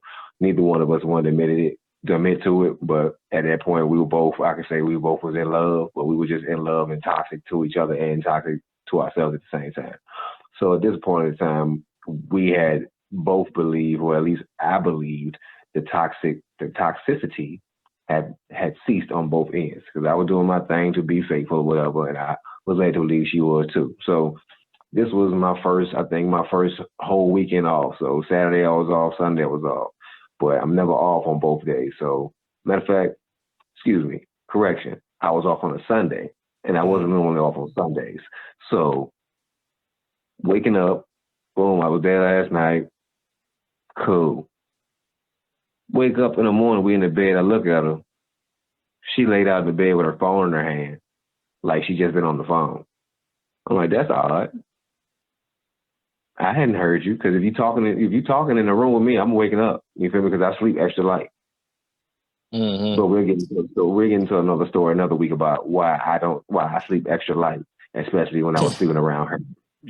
So we'll definitely get into that story. But at this point, I wake up, she sleep. I look over, I'm like, all right, that's odd. So I go in the living room, I roll up. So I'm doing my normal thing, trying to find some more TV to watch. You're just getting home from work the night before? No, I'm just waking up. I was off this morning. I was off that night. And she would sleep at home with you? Yeah, sleep at home with me. Okay. You feel me? So we didn't do that. Nothing happened sexually between us that night before. So it was just because that was my first Sunday off. So I was tired. You feel me? I had worked that Saturday. So that Sunday morning I got off. So I was basically tired. She did whatever she did. Was chilling, I guess, with her friends or whatever. We didn't really spend too much time in the daytime. She came on that night, that Sunday, went to sleep, woke up that Sunday. That Sunday we woke up. So I'm looking at the phone. I don't pay no attention to it. So I go into the other room, like I said, roll up, watch them on TV. But the whole time I'm sitting there like, it's odd. Why was your hand on the phone? Like, we was just in the bed together. Who was you talking to on the phone while you in the bed with me? Now, I'm nowhere near the age I am now. I'm a much younger man. I'm in my younger 20s. And I move like I'm a man in my younger 20s, not a man that's damn near 40 now. Right. So the whole time I'm like, what's in that damn phone? What's in that damn phone? What's in that damn phone? What's in that damn phone? So I'm smoking, watching TV. What's in that damn phone? She's still asleep. Like, she knocked out. Like, I got up out of bed like 2 hours ago, and you still asleep. And the whole time on my mind, I'm smoking, watching TV. But back in my mind is what's on the damn phone. So I get up. I walk in the room. And your phone being how your hand is, your phone screensaver didn't come on because your finger is still on your phone. So your phone never locked. So I'm looking at your phone, you was texting. I'm like, who the fuck is that? I don't know that number. I don't know that friend. Come to be a male you texting. So I'm like, okay, you texting a dude while we was in bed together and I was asleep. Boy. Let me see this phone. So I pull the phone out of her hand. Once again, young man's move. Nowhere near the mentality I have now, because if that was now, total different situation. But take the phone, I go into the living room, still smoking. Now I'm looking at the phone. TV's on, but I'm not watching that. I'm watching the phone. A whole new show started. I'm all into the phone. I'm all into the phone. So the Facebook account back then, text messages, everything. You've been sending pictures, getting pictures, doing this. So I'm hot. You feel me? I'm hot. But being I know we come from a toxic past, I'm willing to try to be at a point where we can converse on this, just be real and just be honest, and we possibly can move past it at this point. So I go back in there, put the phone right back in her hand how it was, go back in the other room, smoking. She get up. Now, I can't control emotions like I can now as an adult man. In my younger 20s, when I was still moving as a young man, a young boy. Right. So I'm trying to contain it. I'm like, ain't nothing wrong. But you could read it all over my face. One of the reasons why I have the name I had. So you can read it all over my face. So we get into it. I'm like, look, man, I already know what's up. Just be honest with me. And that's all I need. We possibly can talk about it, work it out. Just don't lie, because I already know what I know. And like I tell everybody, I'll never ask a question I don't know the answer to. Yeah. Because I don't ever give you the room to lie to me. If I give you the room to lie to me, I'll never know if you're telling me the truth or not. So, never. So I asked the question: Are you messing around? Are you dealing with somebody else? You fucking with somebody else? Nah, I ain't fucking with nobody else. So I'm gonna ask you a clear question: Are you texting somebody else? Nah, I ain't texting somebody else. So you're clearly lying. So I sit back down. I ignore it. Okay, now you're trying to get on the defensive and get upset. Cool, whatever. We get into the argument, whatever. I went through your phone, whatever. And at this point, I'm not trying to take it there because, once again, I'm trying to get past the toxicity and not trying to go there, because as people know me, I wasn't always the calm face that you know now. I was a very angry person back in my day. Once again, as a young man, not being able to control my emotions. So at this point, calm. So we begin smoking together. I pass her the L. We're smoking. Okay, we calm down. Whatever's going on is whatever going on. I can't change the past. Men always understand that. If something happened, no amount of anger you get is going to change what's already happened. Nope. Cool. So it's morning time. We smoking. Whatever. I'm home. We about to get it in. All right, cool. Now. So this is all, okay. So the Sunday you got home from work or whatever, and you spent the whole day at home, she was at home all day with you? Nah, she had went out. Like during the daytime, though? Yeah. Got it. Uh-huh. And then that's when you came back home as well, and she was already asleep, though, because she got back home before you did, I'm assuming. Yeah, we got in the bed together and shit. Got it. But she was sleeping when I woke longer up, than I got it. So basically, y'all had went out to go chill or whatever, did whatever y'all did, and then came back home and then laid down for a nap or some shit, but her nap was way longer. And then we get into this. Okay. Yeah. So this night, did she leave the house that night? Oh, we're getting to the nighttime. I left that night. Shit. You left that night. So the night that y'all argued or whatever, and then you had looked through the phone and shit. This was the last conversation. This was the last night I stayed in the apartment. When I get to nighttime, it was the last night I stayed in this apartment. Gotcha. So at this point, it's somewhere in the afternoon. We're about to get it in. We're on the couch. So of course, kissing, foreplay, whatever. Pull down the underwear, or pull down the panties, I should say. And I'm like, what the fuck is that? I'm not saying nothing because I'm just trying to catch my mind mentally because I know what I'm seeing, but it's just like a movie. You don't think you see what you see, but you see what you see it. You feel me? I'm seeing it, but I think I'm seeing it. Is she discharged? So she got like some STD or something? So no. So I look, and it's the end of a condom. Like the end that's closest to you, the closest to the gap. Like the part you roll down. Yeah, the rim part. You feel me? So I'm like, what the fuck? So I take it and pull it out the pussy. You feel me? Like, I look at her, I look at it, I look at her, throw that bitch on her chest. I'm like, you know what the fuck? I got to fucking go, yo. I got to fucking go. Holy shit. Because not only are you fucking other niggas, you fucking these little dick niggas. And you fucking these little dick niggas that don't give a fuck about your health and safety. Because the condom came off in the pussy. Something could have happened to you. Something could have happened to you another way if he had something. Then something could have happened to me if you gave that to me. If we would have had sex. What? Hold on. Oh man, this is a lot. This is a lot to unpack here. Oh my God. Mm-hmm. Hold on. I grabbed my shit. I got in my Chrysler LeBaron and I pulled the fuck off. And that was the last time I stepped foot in that apartment. I got so many questions. I don't know where to start. And that's how you create a supervillain. When you take someone who's trying one bad to day, be angry, who's trying not to be angry, who's trying to get past all the bad bullshit, who's trying to forgive and forget, and then you top it off with that, that's how you create a supervillain. Oh. That's where all the trust, that's where a lot of my trust issues come from. But now that I'm married and I'm with a positive, good black woman who's helped me break down my walls and get past my certain trust issues, now she can attempt to help me get past my other issues that stem from that long-standing relationship. And it's been a trying process. But thankfully, she stood by me and helped me get past that bullshit. But this was my story of the first time I was in love and when I became a supervillain. That one bad day theory. This is a question you can't answer. This is just maybe the ladies in the audience can write in the comments or tell me how did she not know that was there? Yeah. For one. And then for two, what was her reaction when you took it out and threw it on her chest? Like, I'm just like the movie of this is like. Where'd you get that from?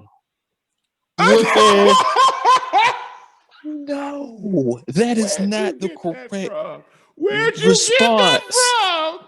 That is not the correct response. You mean this used condom and we haven't done shit yet? Oh, no. Lord. No, that's not the correct response to that. Oh, shit. Shit nuggets.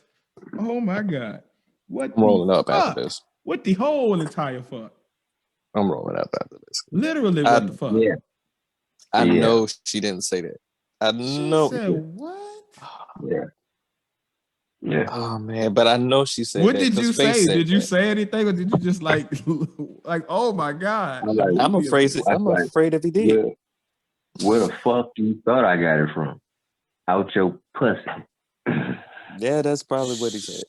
Well, you don't know how condoms work? Obviously, the shit fell off when I was fucking, and he chose not to say nothing and kept on fucking.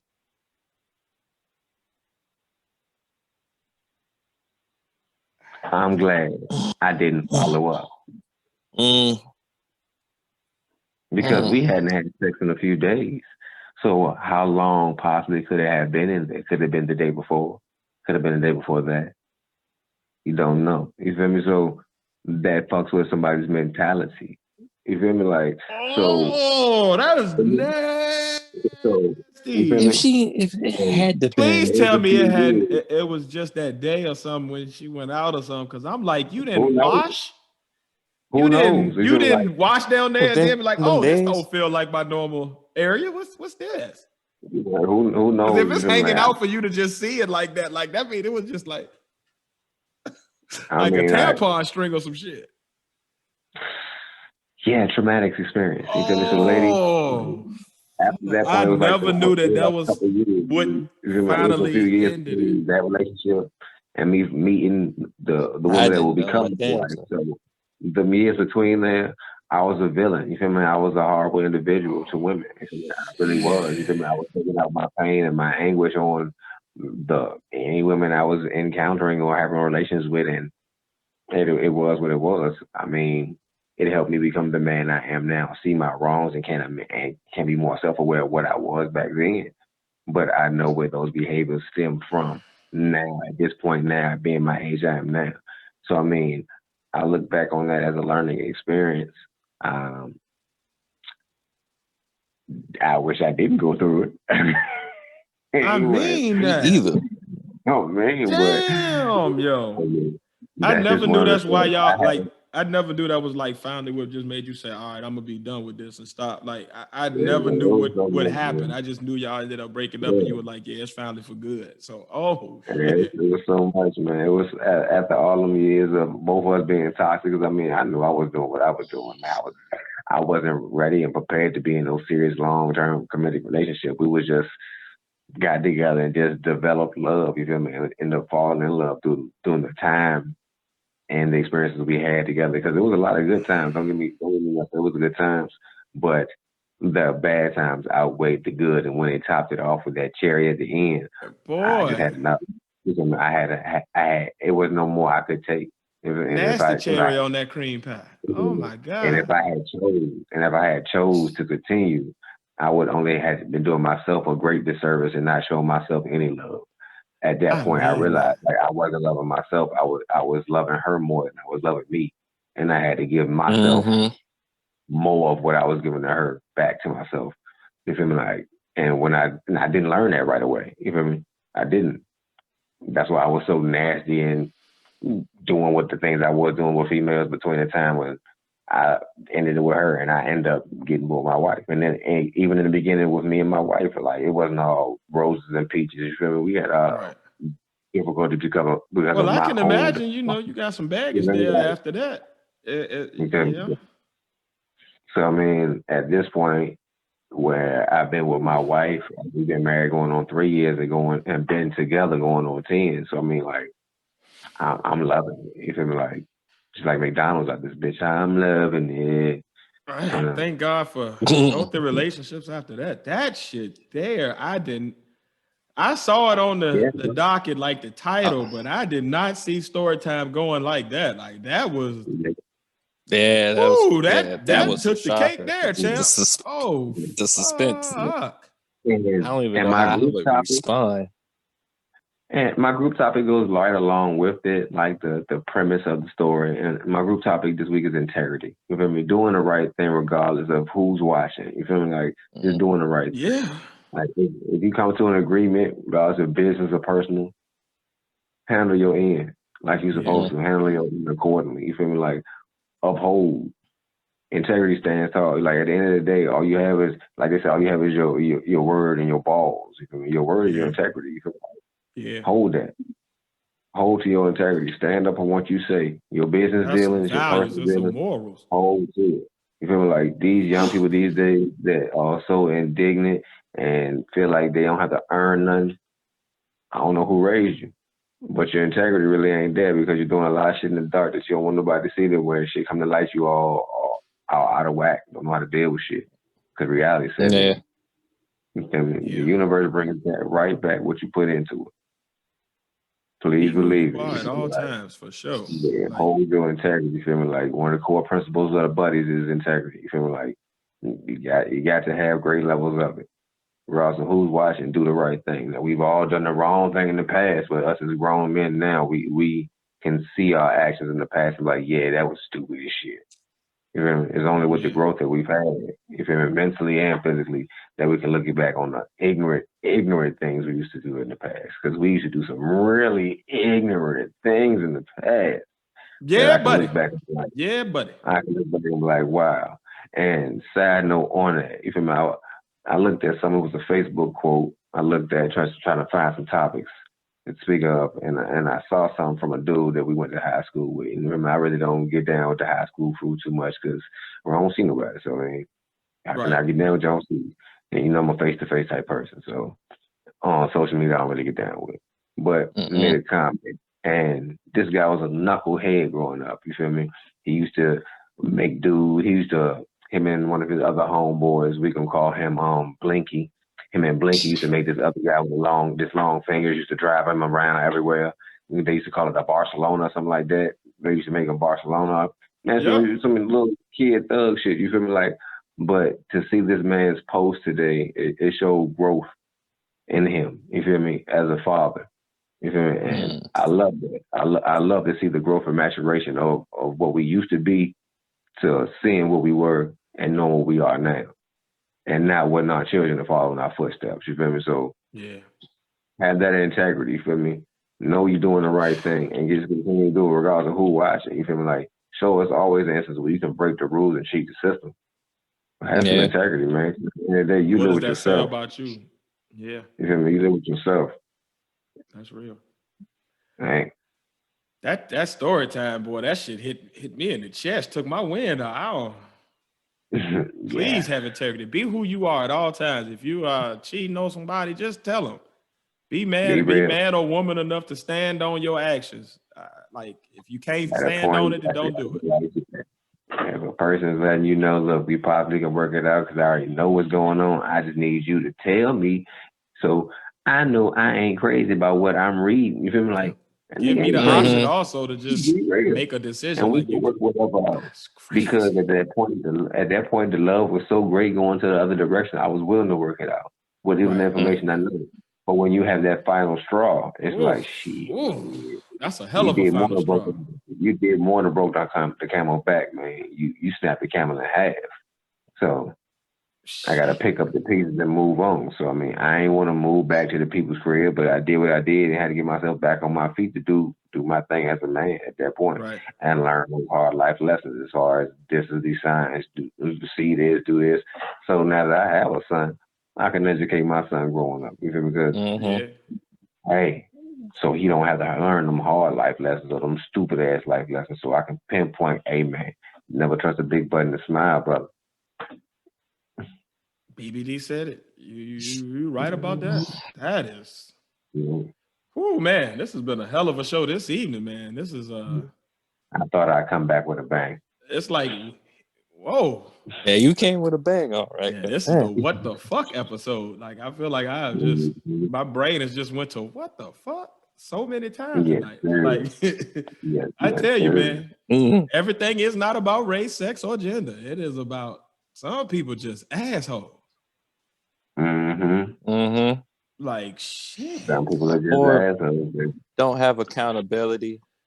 And they like to test their celebrity.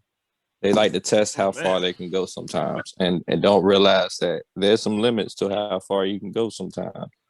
You can't just do this and everybody got their breaking point. It's just like you can't say fuck you to somebody and expect a hug. That's real. You can't. That's real. Tune in next week for my next story time. I'm gonna hit y'all with another banger next week. I'm gonna tell y'all why I got PTSD now. In the story of the Bible. Yeah, that's a story I'm actually familiar with. But damn, boy, this has been this has been an evening, guys. Shit, man.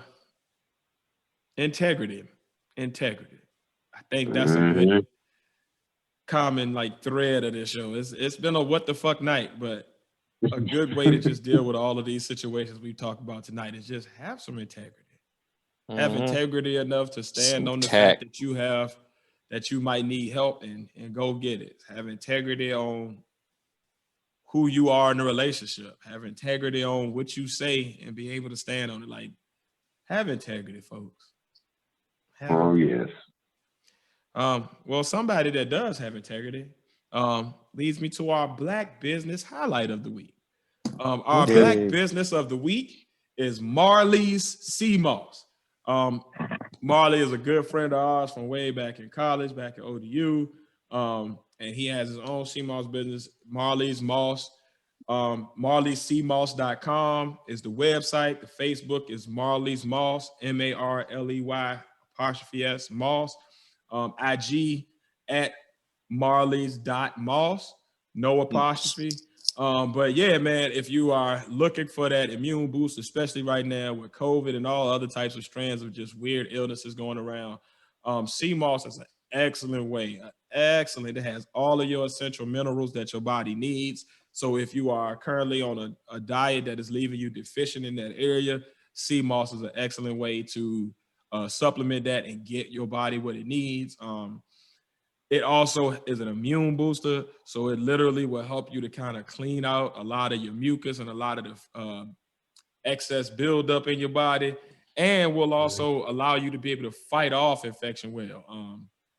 Take your little sea moss, you can put it in literally anything. You can put it in your food, you can put it in a drink, make a smoothie with it. You can, whatever your favorite meal or whatever is, you can throw it in there and take it on in, or you can actually eat it just straight raw as it comes. But it is definitely a good look. His prices are very, very reasonable. Sea moss can be very expensive out here, and he has gotten the prices down to a very, very good. Like, it's financially good, and it's just gonna make you a healthier person, man. Support Black businesses. The brother is doing his thing with this, and he's out here, trying to make sure we stay healthy. So please, please, please go check out Marley's Sea Moss. Marley'sMoss@gmail.com if you want to email. MarleySeaMoss.com if you want the website. Facebook, Marley''S Moss. IG, Marley's.Moss. Go check them out. Go get you some sea moss. Get your body right. Get your health right. And man, let's keep on doing what we got to do to live longer, man, and support Black businesses as well so that they can thrive and live longer. So Marley's Moss, our Black business highlight of the week. What y'all got, guys? Sea moss does work, man. Yes, sir.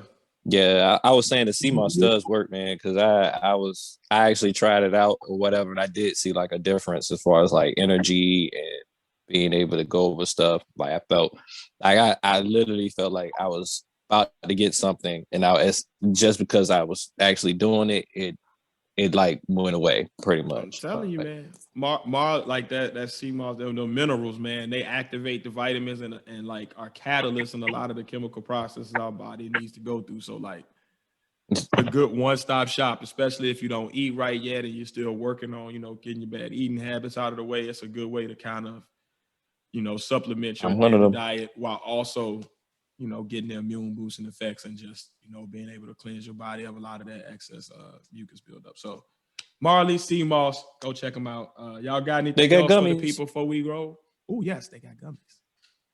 I'm good. Super this big brother.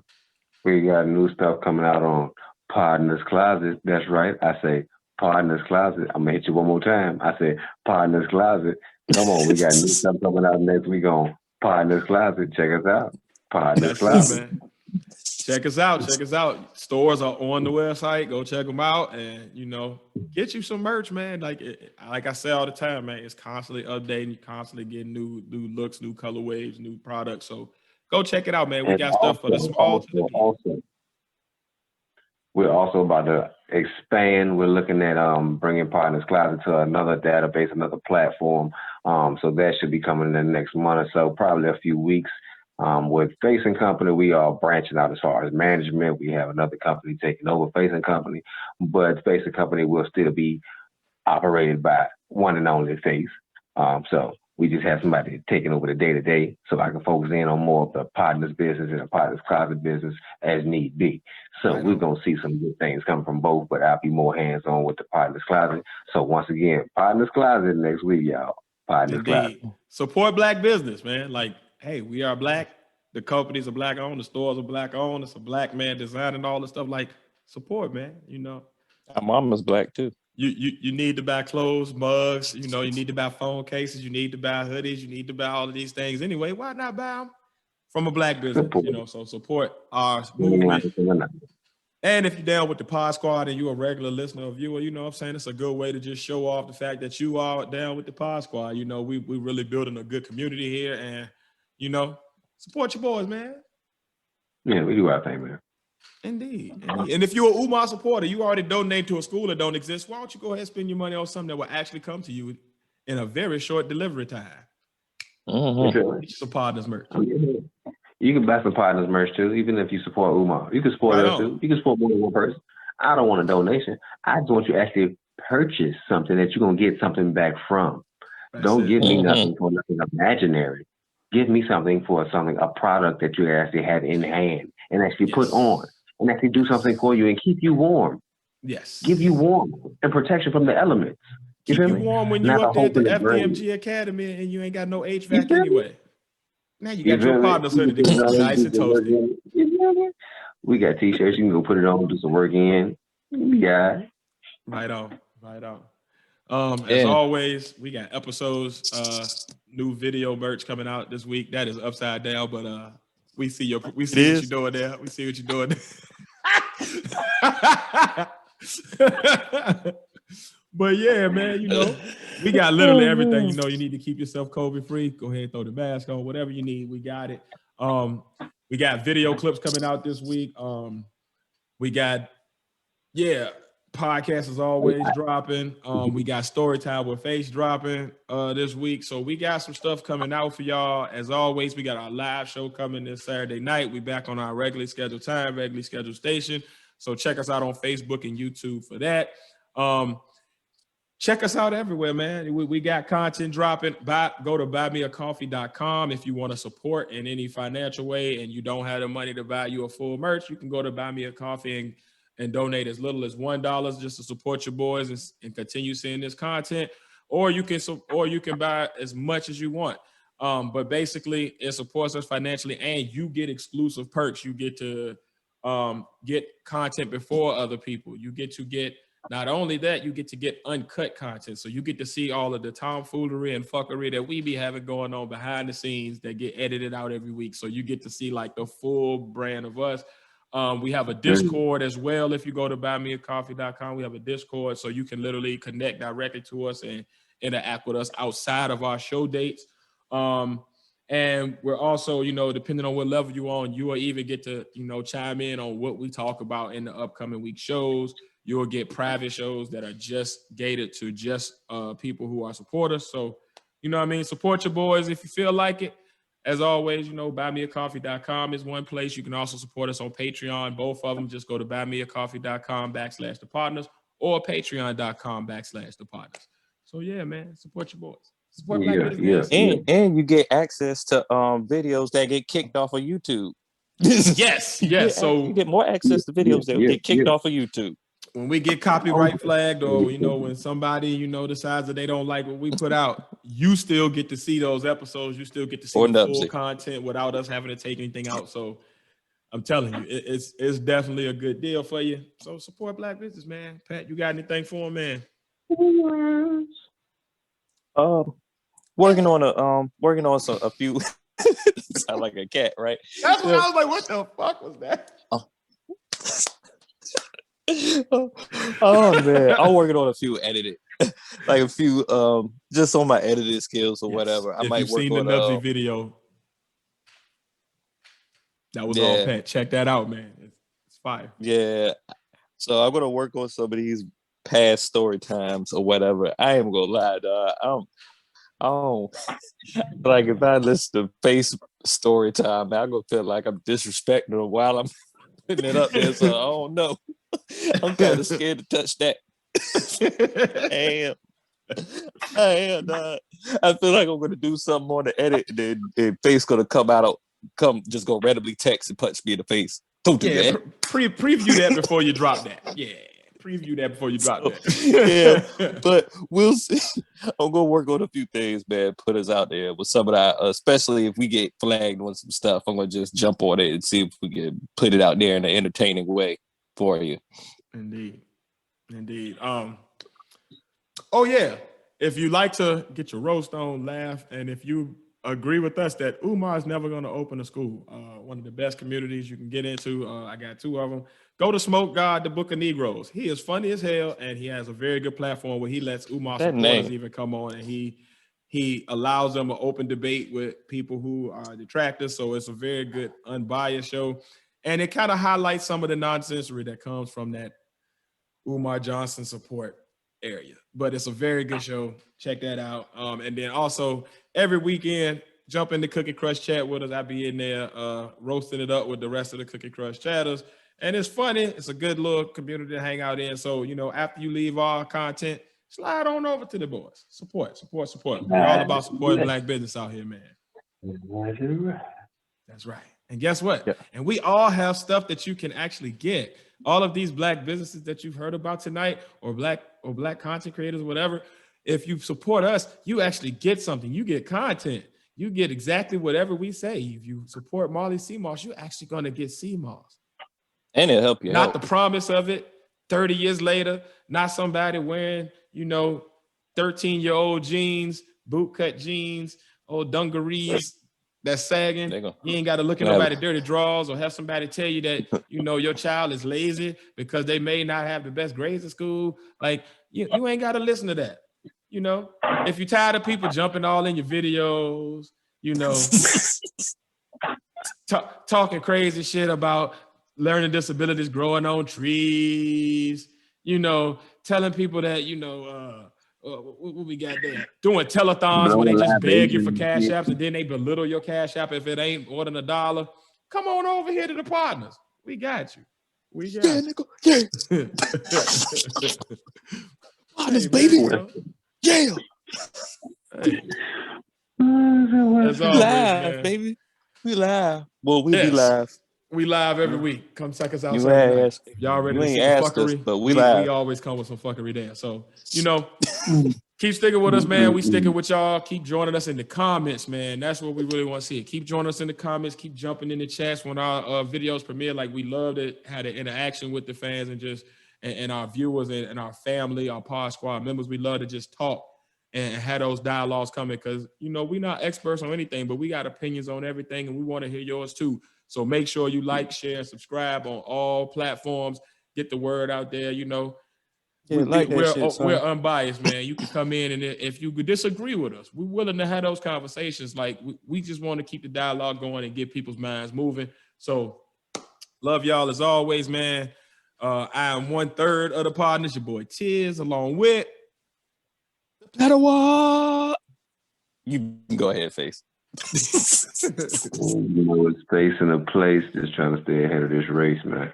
Peace out. Indeed, man. And we're going to keep on winning, man. Thank y'all as always for listening and watching. And we'll see y'all Saturday for the live show, or we'll see y'all next week for the next episode. We out.